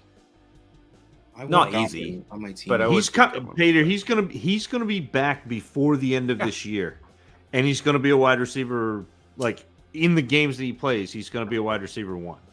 Like, honestly, you can't get a 23 first for Ayuk, but that's the only one I would try for. The rest of them, I would hold. Like Bateman, maybe, but I don't want to, but I think you could do it. And if you really wanted a 23 first, I think that's the lowest ceiling of the rest of those players that are worth a first. Yeah. Bateman's probably the only one you've got, the lowest one you've got that would get a first. I don't know. I'm interested in it. Yes, exactly. I maintain I'm on the Goblin for a first is fine. 23 first anyway. But I'm by myself, so don't listen to me. These guys, suck. No, they're better than me. It's fine. Nolan, what do you prefer? Deontay Johnson for a late 23 first or Deontay for Treylon Burks? Ooh. I mean, the first is worth more at this point, right? I would rather give up the 23 first. Yeah, for either. Yeah, probably. Yes, I'm sticking with that. If I want Deontay Johnson, locking that one in first, that I'm on a competing team that I think I'm going to win, and I have Treylon Burks, I want to hold on to Treylon Burks, and I'll get rid of the 23 first.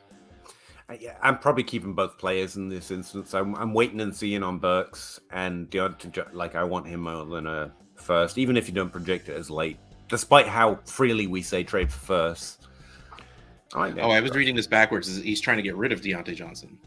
Yeah, Johnson for a late first or Deontay for Burks. Yeah. Oh. So it's Burks because you both decided you'd rather have Burks than the late first. I said I'd rather have either. To be fair. So, like, if you're going to give up Deontay Johnson, Nolan, we said Burks. But honestly, like, my order of this, I think might be Deontay Johnson, Treylon Burks, late 23 first. So, like, I would rather just have Deontay Johnson. Yeah. Feels like we're getting a lot of Mind of Mansion stream. It must have happened before us, and now everyone's worried about Deontay Johnson a little bit, based on what. All I know is you should trade him for Terry McLaurin straight up. That's what I heard. I wouldn't maybe let that settle for a week, and maybe Deontay Johnson gets even cheaper. He's a market mover. Mansion's a market mover. He could do that.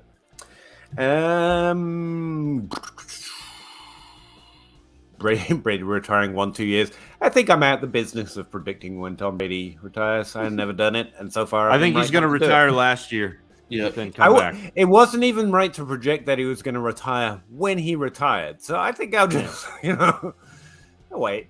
FF Lefty, wait. Like Joey Galloway will unretire. We make Gallup. Just giving you a hard time. I think I'm in the middle of a conversation again. Excuse me. Oh my God, he's 50. Yeah, I guess I'm on. Here we go. Josh, 14-team PPR Superflex, start 9. Devontae Smith and a 23 second, or Walker and Stevenson. Smith. Strong Smith. Thanks for watching the show, by Kenneth the way. Walker. Oh, man, I could not figure it out for a second. Oh, sorry, Ken Walker and Ramondre Stevenson, just to help you out I there. totally blanked on someone whose last name was Walker. Wow. All right. Yeah, I want Smith in the second, but 14 team, that does make running backs a little bit more. I like Ramondre Stevenson's value right now, in particular. I'm also just not super high on Ken Walker. So, I mean, give me Smith. Yeah, that's the problem with me. No disagreement. I got one right, guys. Kinda. Joe. There's no reason to trade your first right now. It's a booster. Joe's disagreeing with us. We think over the next few weeks you might be able to get pretty decent value on it. Yeah, that's what I'm saying is I think, Joe, and maybe you missed it, maybe you didn't, but I think that enough people are going to talk about trading your 23 firsts that they're going to start going down a little bit in value, and then they'll come back up. So what I'm just saying that I think there's going to be a micro market where you can acquire them. I'd also look to see if I can get value. I know it's a booster, but you could also use it now and get a hellacious haul for it. So, but only if you get a hellacious haul. Yeah, I'm not saying you have to trade it. I'm not saying you should trade it, but I'm saying you should entertain trades. And if you get a good one, then you should constantly use the word hellacious. Hellacious. To that point, is this hellacious enough? Maddie Boy wants to know if you should trade his 23 first for Hollywood and AJ Dillon. And I think not. God, I hate the second for Hollywood and Dillon. I do that. Yeah, I'd rather have the first and the second, but I get it, but I like those points, and I think Dillon could easily be worth a first by the end of the season. Yep. I hope he is. No, I guess it doesn't really matter to me because I don't have him anywhere. I would trade him, but for first. I've seen way too many good Hollywood deals, enough that it drives my blood pressure up to think, can we get him a little cheaper? But it's the first and the second. Should be Hollywood. Cameron Wartruther, welcome back. Traded 623 first. Okay. He traded 623 first. Let's see what he got. And a 24 first. For Lamar, you did great. CMC, Jeff, you did good. But this is what I'm saying is test that market. If you get something hellacious. And that's so you basically got CMC and Godwin for a 24 first. So wait, it's not Lamar's probably 2 3 each. In a super flex? Yeah. 3. It should be 3. Yeah. Okay. Fair. You got 2 that are maxed out easy. I mean, Lamar Jackson's surprisingly low in ADP in some ways. So Lamar Jackson is going 5th in DLF's ADP. Justin Jefferson is going 8th. So if Jefferson's worth 3 firsts, the guy going 3 spots ahead of him ought to be worth 3 firsts. At least one of them is first at their position. The other one is 5th. That's fair. Cameron, Ward truther, you killed it. So there's no way of No, fighting that is this great. trade. Regardless Like, of how did you break bad. it down, You did that- great. Just to be clear, Yeah. it is an interesting conversation on who's worth what. Joe, hi, Pete, Russ, Zach, Joe, and Lefty. Hey, Thank you Joe. very much, Joe. Appreciate that. I'm happy to get a mention. 12 team Superflex 3 times 23 first, and Mills or Russ and Lamb. Firsts. Russell Wilson and Lamb plus Mills in a Superflex for 3 first. I think that's close to hellacious. 3 firsts and Mills for Russ and Lamb. Right. I still think I take the Russ and Lamb side, but it's close. I'm not sold on Mills. Like Mills is fine, but Mills may be my third quarterback. Yeah, Mills is. If he's my QB2, I'm not happy. Yeah. I think Russ has got to be worth man. 2, Lamb worth 3. 2. I think either way, I'd like the Lamb Russ side.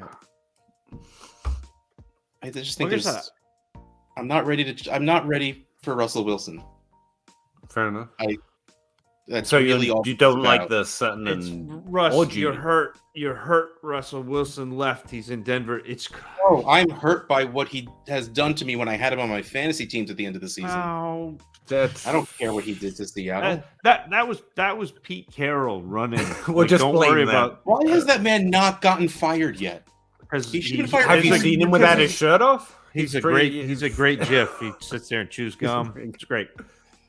I'm sure there's a lot to managing an organization like that or a team like that. Probably pretty difficult to do, and he keeps the lights on. You know, it's like quarterback. I mean, as much as we complain about him, there's probably not too many great coaches. A good one's probably pretty good to find. Joe Hernandez. I think I've heard of you. Sanchez? What did I say? Hernandez. You did say Hernandez. I was letting it go. I don't. I may be tired. I always remember when the language. It's like my 5th. It's mostly just Excel at this point. I always remember when the best player in one of my leagues traded his first for Kamara a couple of years ago and won the championship. I think there's more to the story. He did right before the deadline, and Kamara was a little injured, but then he has that monster playoff game with all those touchdowns. But he still would have won the league if he traded the first for Kamara before the season. Like that's the thing is find the right value. Get the value, yeah. It's not necessarily about. I mean, it is about when, but it's about when you get the value. Which player are you fading that you're most afraid about exploding this year? I'm assuming it means metaphorically exploding, by the way, before anyone. Russ is McCaffrey. Fear that, Russ. I do. I have one share of it. That's more than I've ever really had before. For me, it's Drake London. That would be a big one. I don't know. I have to quantify my fear. I tell you what, I'll go with the one I've mentioned the most often in this show. Deandre Swift. I'm putting him around 27th overall. He's 15th overall. He should be a top 12 running back this year. And even if he just meets that expectation, I think being out on him will have looked like a bad take. But it's for reasons that I have explained. And I'm scared because, he could be really efficient. Jamal Williams could get less touches. I mean, a lot of reasons could see that he explodes a little bit more. I would feel like I'd give him bad advice if he blows into the top 5. Yes, that's what I was going to say. Like, if he finishes top 5, I'll say I was wrong about it. Yeah. But if he's like running back 10, I won't feel super bad about it. He's a good player on a diminished team. I mean, those guys can be efficient sometimes and do wonderful things. I got no problem with Swiss ability. That's a good question, though, Nick. I would say Gabriel Davis, but honestly, right or wrong, I have no fear of it. So it doesn't really. Yeah. I don't know what to tell you. It's like antithesis to my process. Swift is the one that I seem to be the strongest out on that I have fear on. Anyone got anyone else? Nope. I mean, Zach Wilson, but he's going QB 20, so maybe I'm not that out. I have my just in case chair. I have 121 leagues. Yeah. I might have gone too far with Zach Wilson, but I have no fear of it. He's ranked. That's got to be positional rank. I've got to have done that wrong. No. Hang on, I have to find out now. In Superflex ADP for DLF, he's going 42nd. He's QB 20. Yep, that's what I had here, but I don't. Let me fact check you, Peter. I got you. No, you haven't heard mine yet. It's pretty egregious. Okay, yeah, he's drafted 42nd overall according to Superflex ADP. I have him 102nd. Ow! That's my 6th highest hate as well, just to give you some idea of it. Woo. But yeah, I'm not gonna say I'm particularly afraid of it. I don't think he's gonna finish as like a top, like Patrick Mahomes or Josh Allen. I mean, that would be devastating to me, but there you go. Wait, more importantly, chances are I won't be here by the time we get to this. Mr. Scampers asks, shredded beef, chicken, or pork tacos? Oh, I like pork with a mango salsa, little lime. Pork is very easily the answer for me. I never get a pork option. It's always beef or chicken. And to be fair, those definitions are a little loose with tacos in Eastern Kentucky. So I don't know. It's like, yeah, I was about to say, that's just a your region thing. I always go chicken because the beef out of the can is not my thing. Carnitas, man. And it's not like Pork my small tacos. town. You can go to Richmond, which is a bigger town pretty close to us, or Winchester. I think they all get supplied by the same place, and they make some great Mexican food, like very good Mexican food. But the beef in particular is a little. I've got that in a can at home, but the chicken's excellent. So the job before this one, I had there was every kind of Hispanic food all around us. It was just the greatest eating job of my life. Like, I went to work. I hated 7 of the 8 hours, but that 1 hour was fantastic. That 1 hour is great. No, it's great. Now, I miss Indian and Chinese food. There's some Chinese around here, but not much. But Mexican has been opened up to me since moving to America in Kentucky. I mean, it's a little eaten before. It's pretty closer proximity than England. Yeah. Say that. What's good with your boys, man? I'm not cool enough to read sentences like that. Give me some kind of help here, like translate it into nerd Zuli. I'm very good. Thank you very much. Hi, how are you doing today? I got there in the end, but like I got what he was saying. I just can't read it coolly. Matty Boy, 10-team Superflex start 10. Would you trade a 23 first and second for Hollywood? We've been here, right? Is there a glitch in the Matrix? Is that what's happening? It's a glitch. Kenneth, 10-team 2QB Dynasty PPR contender. Which side of the trade do you like? Tua, Mixon, Hill, Connor, or Stafford, Pittman, AJ Brown, Sutton? It's B, but this is the obligatory James Conner. Yeah, it's the obligatory James Conner question. It's really hard to be high on Tua right now. It's really annoying me. No, it's not. I love Tua. I love Tua. I like Mac Jones as well, but the consensus ranks are a little higher than I expected. I mean, dynasty players like them. Dynasty rankers like them. Dynasty Superflex, not so much. ADP, not so much. I'm not saying sentences so much at this point, so I should probably move on. I think I like side B here a lot. Like Stafford over Tua. Ouch.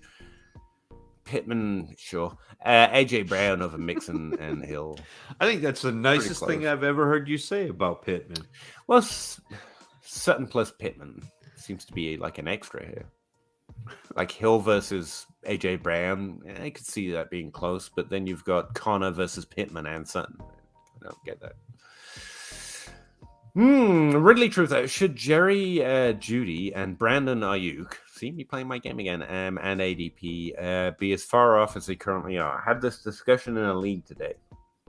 I think Ayuk's ADP is a little off. Like I'll go and ranked as a value. So no, they shouldn't be that far off. In my opinion. What are they? Hold on. I have to look at everything. All right, so in the analyzer, Ayuk is worth 140 and Judy is worth 232. Yeah, Brandon Ayuk is ranked 111th overall in Superflex ADP right now. It just seems too low. It's the reaction to last year because everyone thought Ayuk was going to have the top 12 breakout. Not everyone. It feels really weird because it feels like everyone wants to be wrong twice. Like to have been on Debo last year and now to be on Ayuk's value. I'm like, come on, people. It's not that hard. Ayuk was doing pretty well towards the end of the year. Yeah, no, he's good. Still great. He's still a good. It's yeah. Oh, sorry, I misunderstood them. No, I think he is a value. Like last year, I thought Debo was the wide receiver one on the offense as he was, and then everyone who was arguing against me is like, Brandon Ayuk is now trash. Then it's like, no, your arguments are actually pretty decent. He was a great rookie. He did well last year. Like, why would you hate him now? The only scary thing about the San Francisco offense is Trey Lance and whether or not he's going to sustain that volume of passing. Like, that's the thing. Burke, stay flexing on Twitter, goons. I like the sentiment again. Your language is so much cooler than mine. We will keep the flexing up. Yes. Appreciate you, man. Thank you. Joe, I'm betting on Burks being a bust, but you never know. Why are you so mean that you'd bet on someone being a bust? What's wrong with you, man? Yeah. I once made Daniel Jones a bust. That was different. Burks over London. That's all you have to do to say it. Like, Drake London is a wide receiver 13 in Dynasty Superflex right now. You all lost damn minds. Traylon Burks saying. Thick Kings stay winning. Man, you are breaking. Does not Peter's sound brain. good coming off my tongue. I'm sorry. I'm trying my best. Real talk. 12-team Superflex tight end premium start up picking from the 12th spot. Who are your targets? We're thinking Watson and Lance, but considering Dak, Stafford, Pitts. So who are you taking 12th overall, right? My order, honestly, Najee's the bottom of this list. Okay, order. Dak, Lance, Watson, Pitts, Stafford, Najee. Tight end premium, though. I have Jalen Waddle as the 12th overall pick. He's probably available. So. I was looking at these players specifically because I was too lazy to think of other people. Yeah, but I'd still put. No, I stick with that. I still think Pitts should be below. I don't have him in the top 12. I think it's for me. It's like mine. Dak, and then. That's the thing. It's about who's available. So it's like Dak, and then I'm going to the gelato place and get a coin and flip it for Pitts and Najee. Like 7 players there. Yeah. I've got out. Well, you're gonna take 2 of them because you're at the 12th spot, right? Aren't we coming back around? Fair. You get 2 of them. It's all right. That's probably why he's got dual picks. So do you have to get 2 Sundays so you can get 2 quarters? I mean, I don't have to, but I'm going to. According, CD Lamb and Jalen Waddle are ranked 11th and 12th in my overall ranks, and both should very much be available at that turn. So those are probably the 2 players I'm taking, unless someone like Dak Prescott, Joe Burrow, Jalen, one of the quarterbacks above that has fallen. That's probably the way I'm going in most. I would take Dak above those wide receivers. Yeah, but those are very good wide receivers that I'd be happy to have on my team. Like if my top 7 quarterbacks are gone, I'd just default to those 2 probably. So I'm assuming Jefferson and Chase are already gone. So. Here's the question I think though for me, Peter, that I'm going to pose to you and to Russ. So I would take Dak. I would take Dak like first and not even hesitate. Then the Watson or Lance thing is really interesting coming around that turn. Would you and to me it's down to those 2 or Pitts, I think, is what I would do. So would you take Watson or Lance, knowing what we know or what we don't know about Watson's situation? Huh? I would avoid them both and take Pitts. I wouldn't take them on the 1-2 turn. I would not take Watson or Lance. I would just take Pitts and figure it out later. I would take Pitts and figure it out later. Yeah, I don't have either ranked near that. If you're asking who my quarterback 13 is, that's slightly different. Or quarterback 12 is, or whatever. Right. So Dak Pitts and then come back and take Kirk Cousins in the next round and be happy. Yeah. A couple of rounds at this point. I was talking about this for a podcast. I did not hastily record just before doing this show because I forgot to record it last week.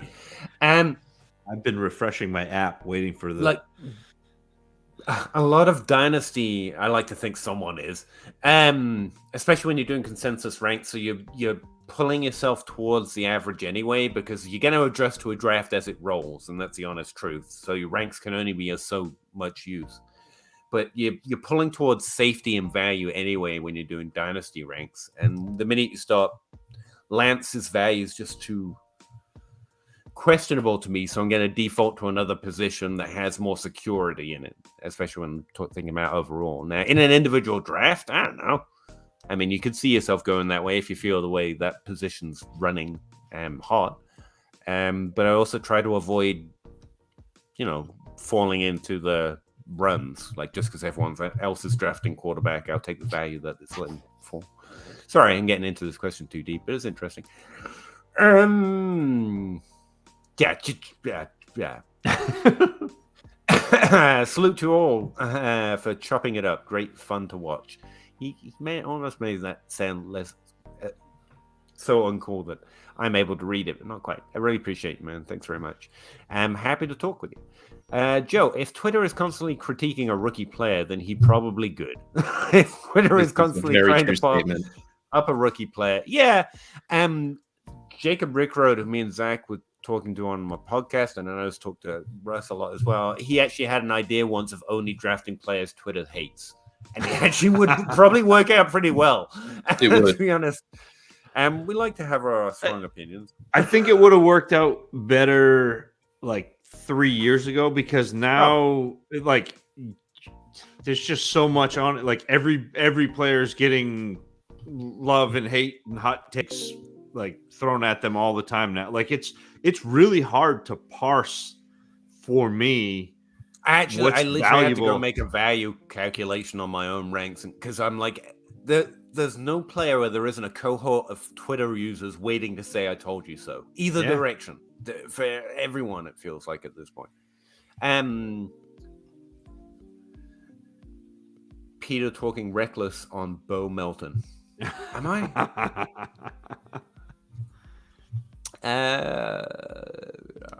Like, we're not talking about all the bad things Talbot does, but we're critical as hell.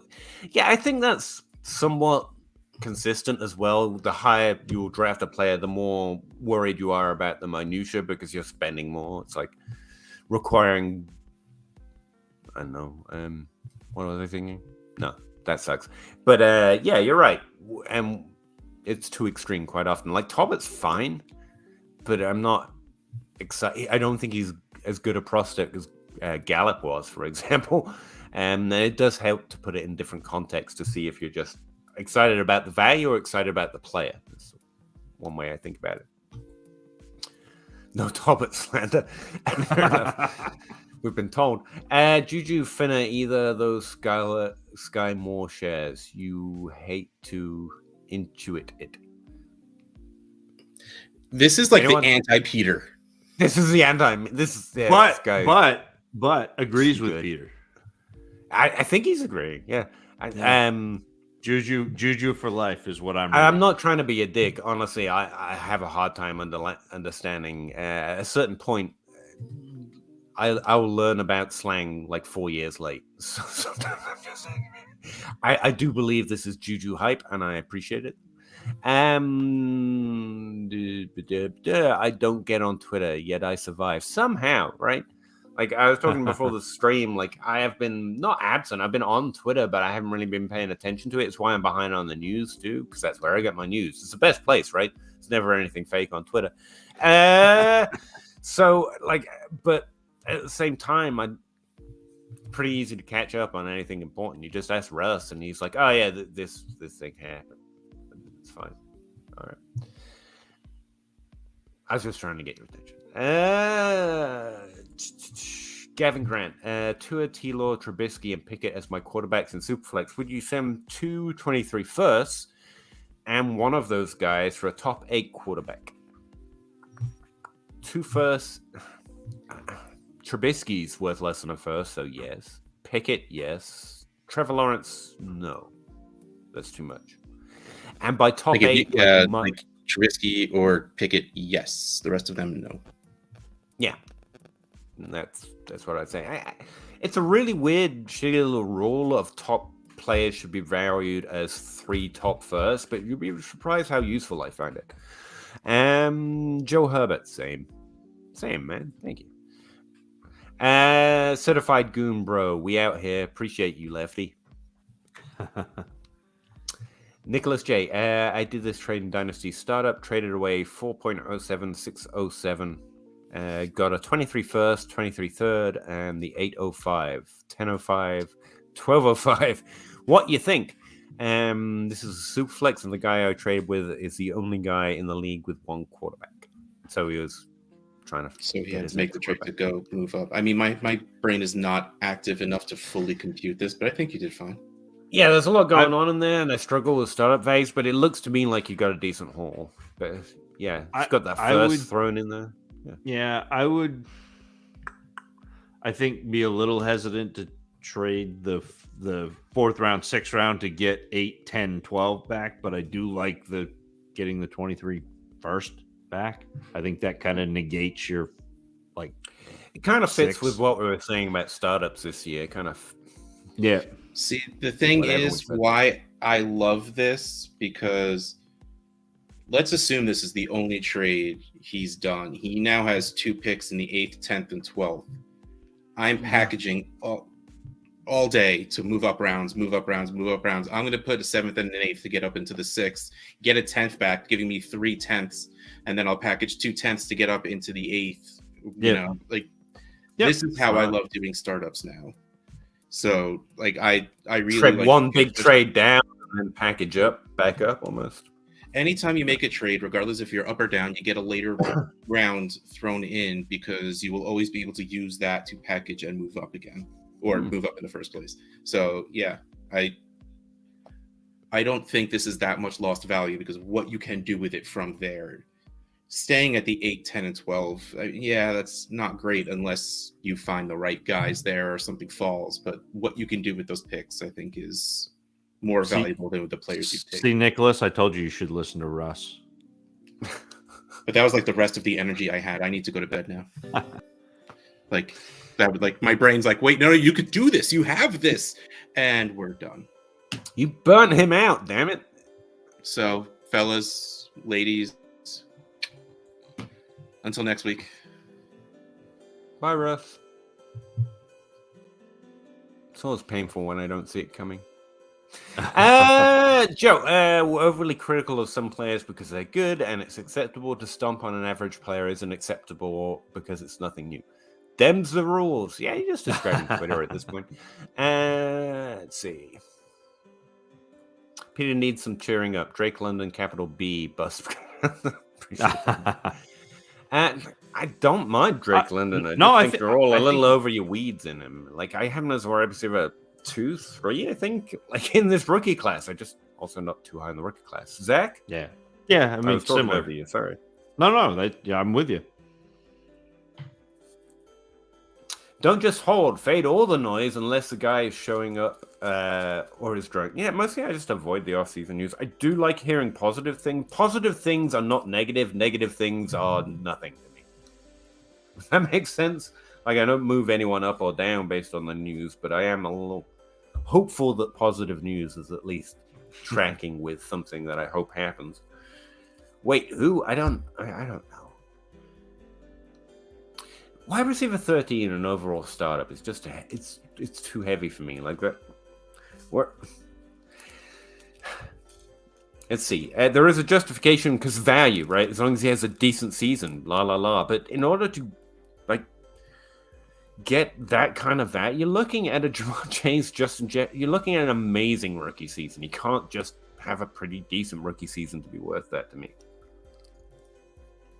And yeah, he could also bust. Mm-hmm. Keenan Allen is a fine wine of route technicians. You see, Russ left too early. That's what I think. Jameson is certified, bro. Traded up to 1.01, I'm assuming, in multiple leagues just to take him ahead of ADP. I happen to know a former co-host of mine likes him pretty well. I think he's fine. I think he's got pretty good potential. I have him ranked reasonably high. And like I said, I can't remember if I had him over Pickens because of draft capital or not. Jameson's got an injury he's trying to get over from, right? Yeah.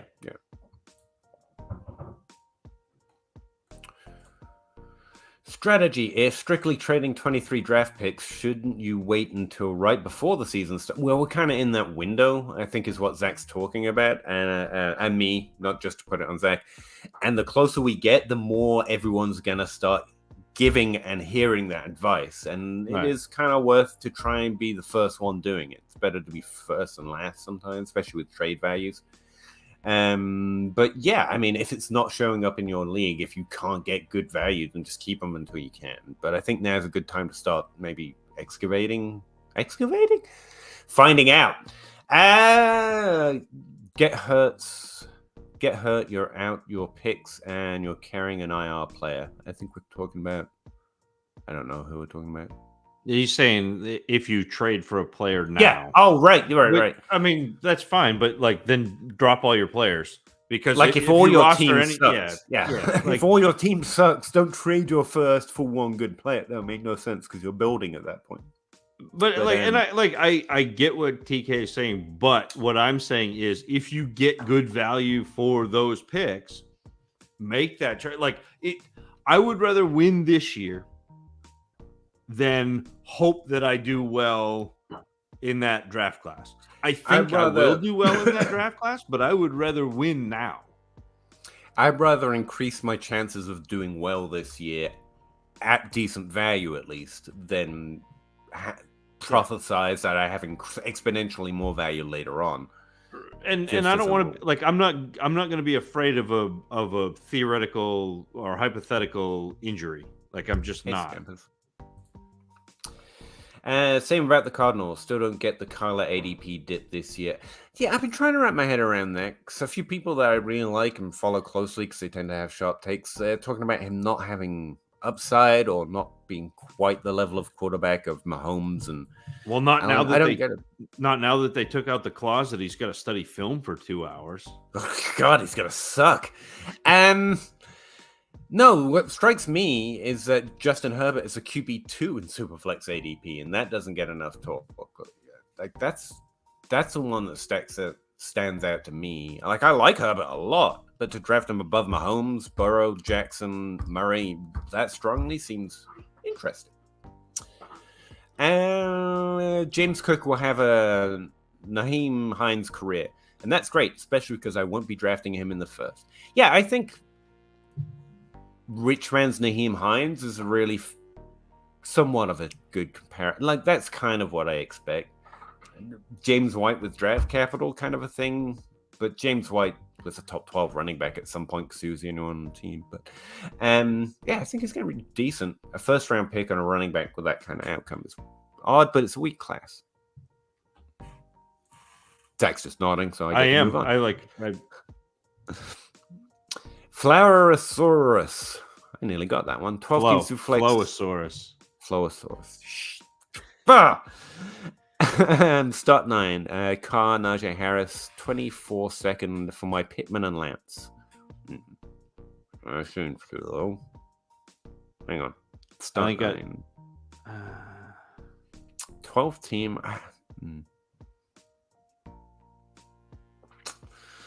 Well, it's close enough. We're both pulling funny faces. I think I'd rather have the Lance and Pittman side, but it's close.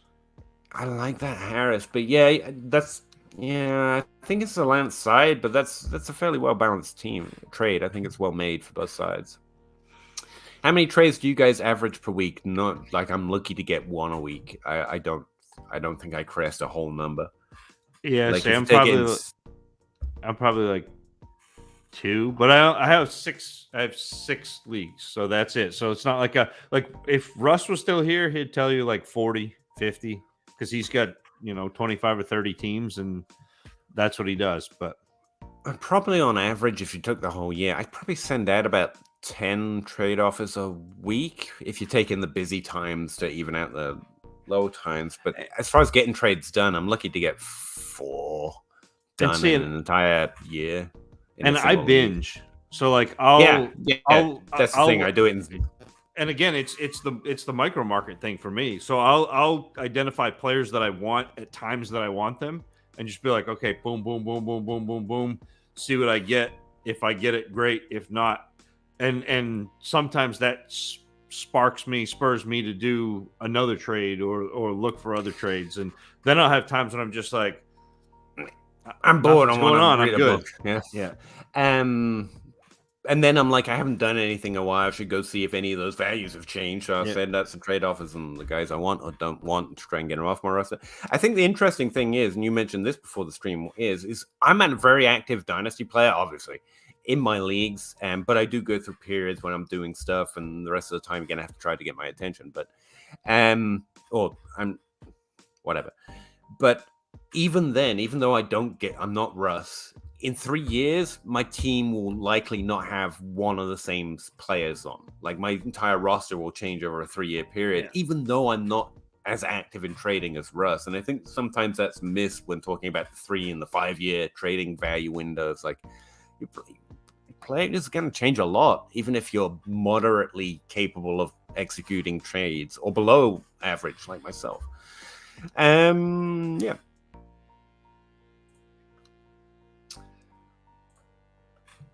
Yeah, she thinks, let's see, John Webb and Joe thinks 0.5 about 1 to 2 months ago. Yeah, I think it depends on the time of year. I think I'd be very lucky to be averaging an entire person a month, let alone a week. An entire player a week. I'm 50?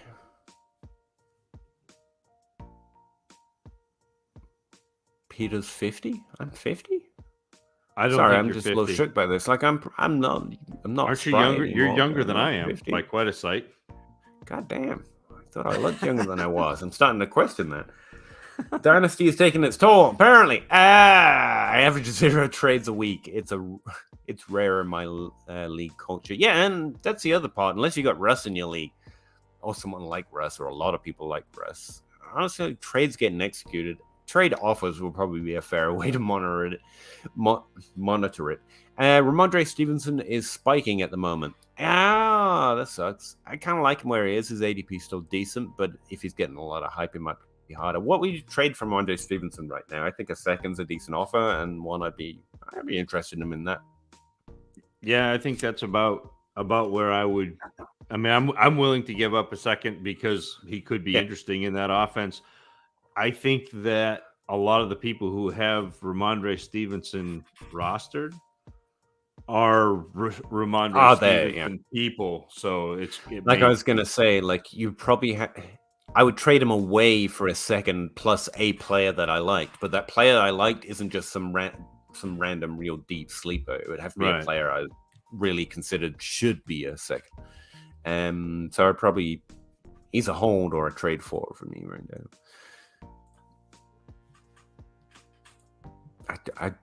I'm just hurt. Joey Galloway is 50, not Peter. Humans probably living longer and longer. Would you all just stop talking about how terrible I look? I love it. I love Pierre Strong with a roster spot. Actually, yeah, I've added him in a lot of rookie drafts because I don't think anyone cares, and I don't mind that potential receiving running back in New England. He was my last round pick in the Scott Fish Bowl, for whatever that's worth.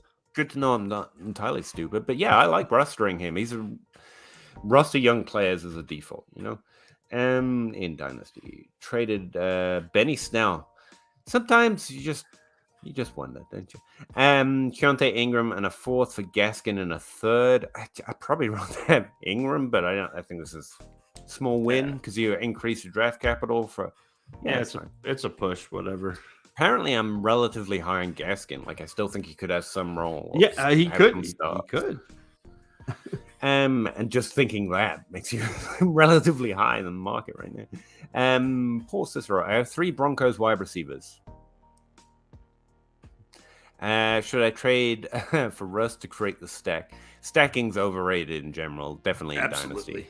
Yeah, it's like stacking is best ball, like high volume or daily. Yeah, marginal edge. Yeah, but in terms of like a single specific league, get the best players. I was worried there we were going to spiral towards a certain Broncos wide receiver. I knew I could tell you. Your face got really sad. I accidentally caught a family name. I'll take it. That's sorry, Joe. Has there ever been any news about T.Y. Hilton? I think he actually officially retired, didn't he? I don't know. I would have. I think he's listed as a free agent. I think, unfortunately, may have gone, but I haven't heard anything in particular. Now Joseph's laughing at how old I look, apparently. Like, come on, look at this. Mr. Scampers, happy to see you. Shredded beef. This is one we answered. That's how far behind we're really. We got a lot. When do you have to go, Zach? Like 10 minutes ago, but we're good for a little while. We're gonna catch up on questions, some like any real questions, and move on.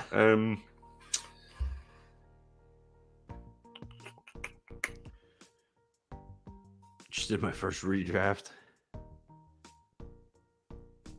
He's been thinking about Dynasty. I do this. I do the same thing. Where like I had to really focus on draft because the Scott Fishbowl's redraft. I had to really stop myself from looking at Dynasty, especially what like wide receivers are not great as rookies. So like you're Rachaad White. Fine, like that's not a bad pick at the end of your bench, but the wide receivers, I think you have a pretty good potential to struggle with.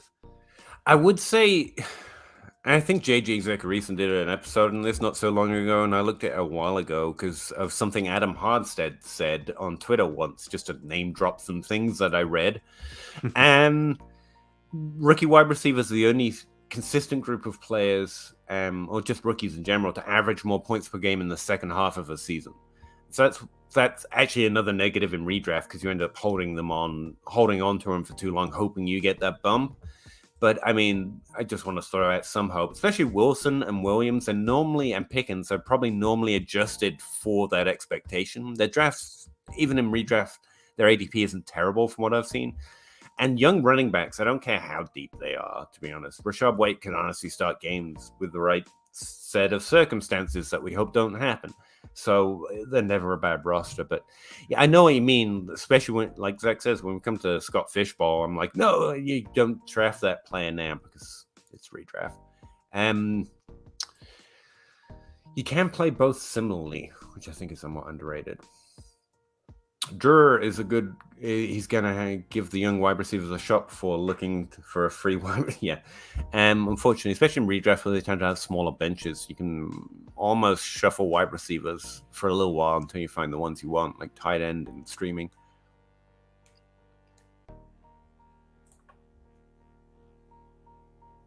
I'm looking for questions. I really appreciate all your comments, and I love to sit here talking with you all night. You know I do. But we got to be, even I have to be up in the morning at some point. Oh, a repeat question, I'm sure. Curtis Samuel or Terrence Marshall. Terrence Marshall at this point. Again, it's like an exaggerated Brandon Ayuk trend. Like everyone who loved him now thinks he's terrible. And since I thought he was going to be terrible, now I'm like, wow, he's still within the breakout arc, and Curtis Samuel freaking isn't. So,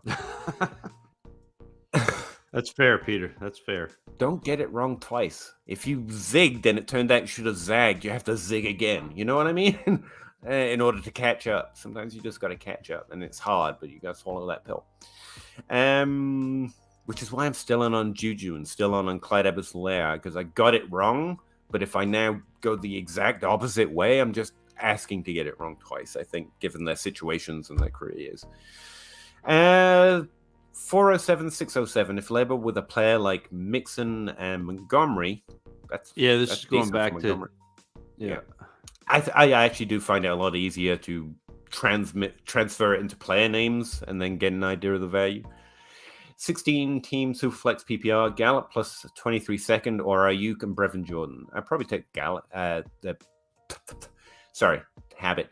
It's not last year. Ayuk side here. Yeah, I think so. I'd suck. I know. Thank you, Joe.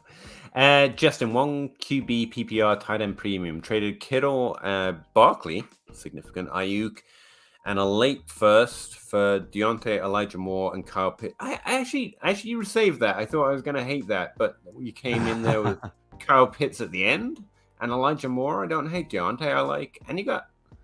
I think it was. I don't hate that. It was bearing the lead. I still think I would rather have the Kittle, Barkley, Ayuk, and the first. It might not be hellish value, but it's not bad. Yeah. Hellacious, sorry. I don't mind getting Pitts. I think Mitchell and Deontay are both underrated, but I still want Kittle, Barkley, Ayuk, and a first. I take that side of it, but it's close. Justin, you did fine. Florosaurus says he's going to stick with Lance, so I hope we're right. Yeah, I think Samson, I'm stopping on this one because I think it's underrated how active you need to be to ever see trades happen. Like, especially when you get used to listening to content or hearing Russ talk. Like,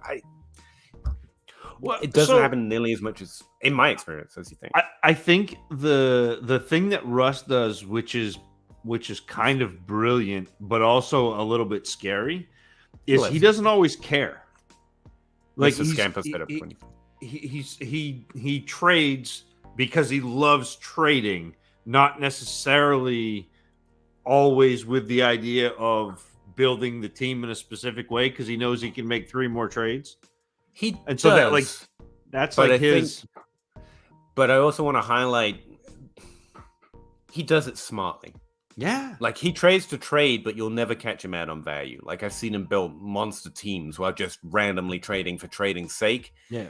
And then be like, I want to trade more. Like, J-Mike is another one. I don't think it's just luck. Is real. No, I'm not saying it's luck, but like he doesn't have the attachment to, well, most of the time. Like, he's got some players that he's attached to, but like most of the time he's just like, yeah, I'll do that. Yeah, I'll do that. And so I think that's the hang up for me that for a long time, because I have so few teams that almost all of the players I have on my teams, especially the further into Dynasty I go, because I'm picking rookies that I like too. They're players that I like. They're my guys. And so it makes it harder to trade. I think that's fair. AK, keeper question. 3 keeper, $100 auction budget, non-PPR. That's non-PPR. Kelsey, 45, Diggs, 30, Allen, 12, Elijah Moore, 1, Deandre Smith, 3, Elijah Mitchell, 40. Oh, that's heavy. Yeah, I definitely think Russ was right that you keep the wide receivers. This was the question from earlier, right? And I asked about the value. Elijah Mitchell at 40 is too much right now. That's close to Kelsey. Like, he's meant to be a value. I think you'd get him back for less than that. I mean, you got Elijah Mitchell at 40 and Fournette at 3. Yeah. I think you get Elijah Mitchell back for less than that, and you should just Fournette at 3 and keep the wide receivers. Yeah. Joe doesn't think I'm 50. Thank you. I don't believe you now. I can never believe you now. I look terrible. I get it. I think you look liar. Appreciate it, Joe. I'm going to estimate much younger than I think you are, Peter, in hopes that I make you feel good. Yeah, if you're drafting 500 plus underdog teams, or even playing DFS at 500 team a week, stacking makes sense. But that's where it makes sense. And I think because we're so thirsty for anything that has some sort of significance, because mostly it's ADP and take few shots, and eking out value or being a savant at trades like Russ, that we like, let's try and incorporate it into everything. And unfortunately, for the just guy with 6 leagues over here, it's gonna bite me in the ass more often than not. But it is a legit thing. Ron T, which side of this trade in Dynasty PPR? Waddle, Amon-Ra, Hunter Henry. I like it. For London, Elijah Moore, Cole Kmet. I like him. I want- Cole Kmet. I like him, I but I like the first I want side the Waddle quite a side. lot. Yeah. Yeah, I want the Waddle side there. By the way, we're both trying to go to the FF Expo if anyone's going to be there, because otherwise I'm going to be walking around lost most of the time when Zach's busy. I'm just going up there to meet friends. It seems like such a waste just to go up there to meet friends, but that's what I'm doing it. So if anyone's going, like, hit me up. You're going to be there, right, Zach? I am definitely going to be there. I'm driving down to New Jersey on Thursday, picking Russ up, and then we're headed out on Friday morning to Canton, Ohio. The Canton, Ohio. DLF has a booth. I'm thinking about just going and standing near it. Then I should go stand near you because, like, I'm like DLF by proxy. Like, it's not important enough to me. It was really like I know we talked about this when I first came on the show, but like for a long time, I didn't think that anybody at DLF knew that I was here. I just kind of snuck in, and then Ryan McDowell he and I were messaging back and forth, and then he snuck in oh, by the way, I know you're on the show. I was like, oh no, busted. Nothing escapes the eyesight or the awareness of the Godfather, let's face it. What is your strategy with taxi squads? A lot depends on league settings here. Yeah. But I like Zach's point that taxi squads have the most use if you're able to, because then 4th and 5th round rookie picks make sense because you've got somewhere to like push them away. And rookies are the only people you can roster on them. Otherwise, it's just an extended bench. To be fair, I can't think of an added reason to value it outside of that restriction. Well, and that's it. Like a lot of leagues several of the leagues that I'm in have taxi squads that go for 2 years. So you can have a rookie or a sophomore on your taxi squad, which all of a sudden makes and a couple of those leagues we've increased the number of rookie picks. So like we're doing like 6 rounds of rookies. And so it makes those 4th and 5th and 6th round picks have some value in a league, where normally they wouldn't. Like normally I don't care about anything past the first round for picks. But when you have that extended bench, all of a sudden, if you get 5 or 6 or 7 picks later and you can just put them on your bench and see if those guys become any good, you end up landing. I think this is an interesting year for it, not to drag it back to, something of relevance, but there's some really interesting depth QBs that are probably nothing, but I won't roster them. But I mean, some rushing QBs. I think New England took a couple of shots as well. Bailey Zappi, like to just stuff them somewhere. Yeah, Zappi especially, and be like, they don't like. There's nothing else I can put there, and suddenly they have. Worth taking them. Renfro was one of those guys. Darnell Mooney was one of those guys for me that I just I like them. I just grab them, throw them in the back of my taxi squad and see what happens. What up, Open 24? Really appreciate it. I'm glad you can make it tonight again. If someone built an app that analyzes your trades and gave you a trade score compared to others, then I'd buy that. I feel like isn't that the Dynasty Trade Calculator? DLF actually has some pretty good apps where you can search up previous trades, and I love those things. But just off brand, like Bob Gilchrist and John Bosch, who we mention a lot, work for the Dynasty Trade Calculator. I think that's like industry standard at this point, even though DLS calculator is pretty good. I feel like you know about that though, Joe. But I think she's saying like a crowd right, source, give you like a rank score. It against everybody else. That would be like a keep trade cut, but for trades. What you need to do is you need to just mark tape for Addison, and he can create that app. It'll be fantastic. I think that's a pretty good idea. It's my belief that people who stay detached in fantasy and stocks have the most success.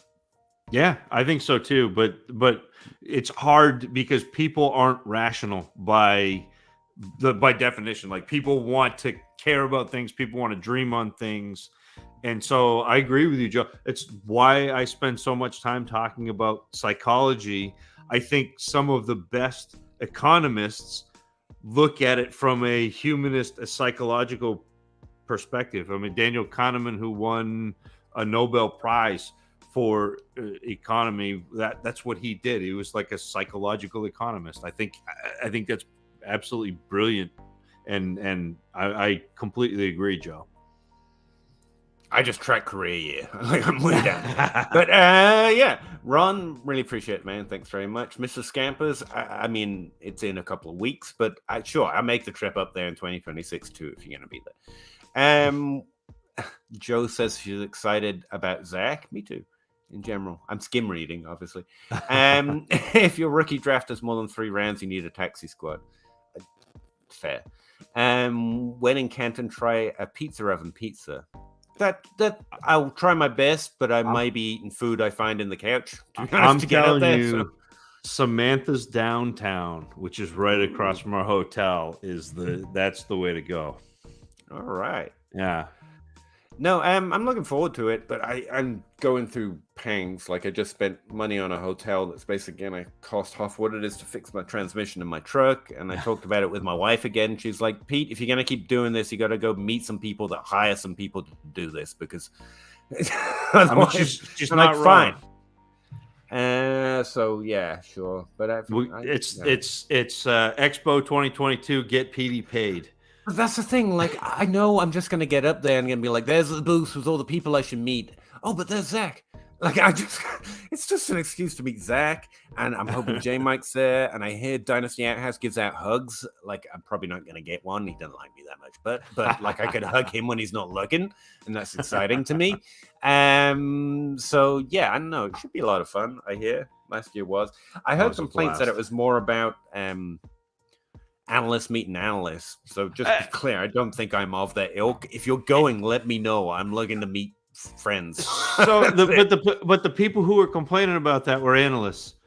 Like, it was because they were trying to make money. Stop doing it. Like, yeah, no, but like it's not necessarily for analysts. It's for everybody. Like, come hang out. Come, like, be a part of it. Like, part of the most fun I had was Russ and I were standing there talking, and all of a sudden these 2 guys came up and they just started hanging out with us, and we went out for hot dogs, and they, they were just guys who listen to fantasy football podcasts, and they, were sitting there listening to Russ and I talking. We're like, what are you guys doing? Like, let's go. So anyway. Yeah. But yeah, I'm trying to justify it as some sort of pretend work trip, but really it's just I just want to go meet some of my friends, which feels guilt-ridden. But I'm really looking forward to it if I finish up my preparation. So, again, really appreciate it, guys. Always fun. You wore Dynasty Outhouse out like you do every week. I don't know how you do it. Normally he's unfatigable, but it's pretty cool. And yeah, always a blast talking to you. But I think we're gonna head out. Look over there. Thank you.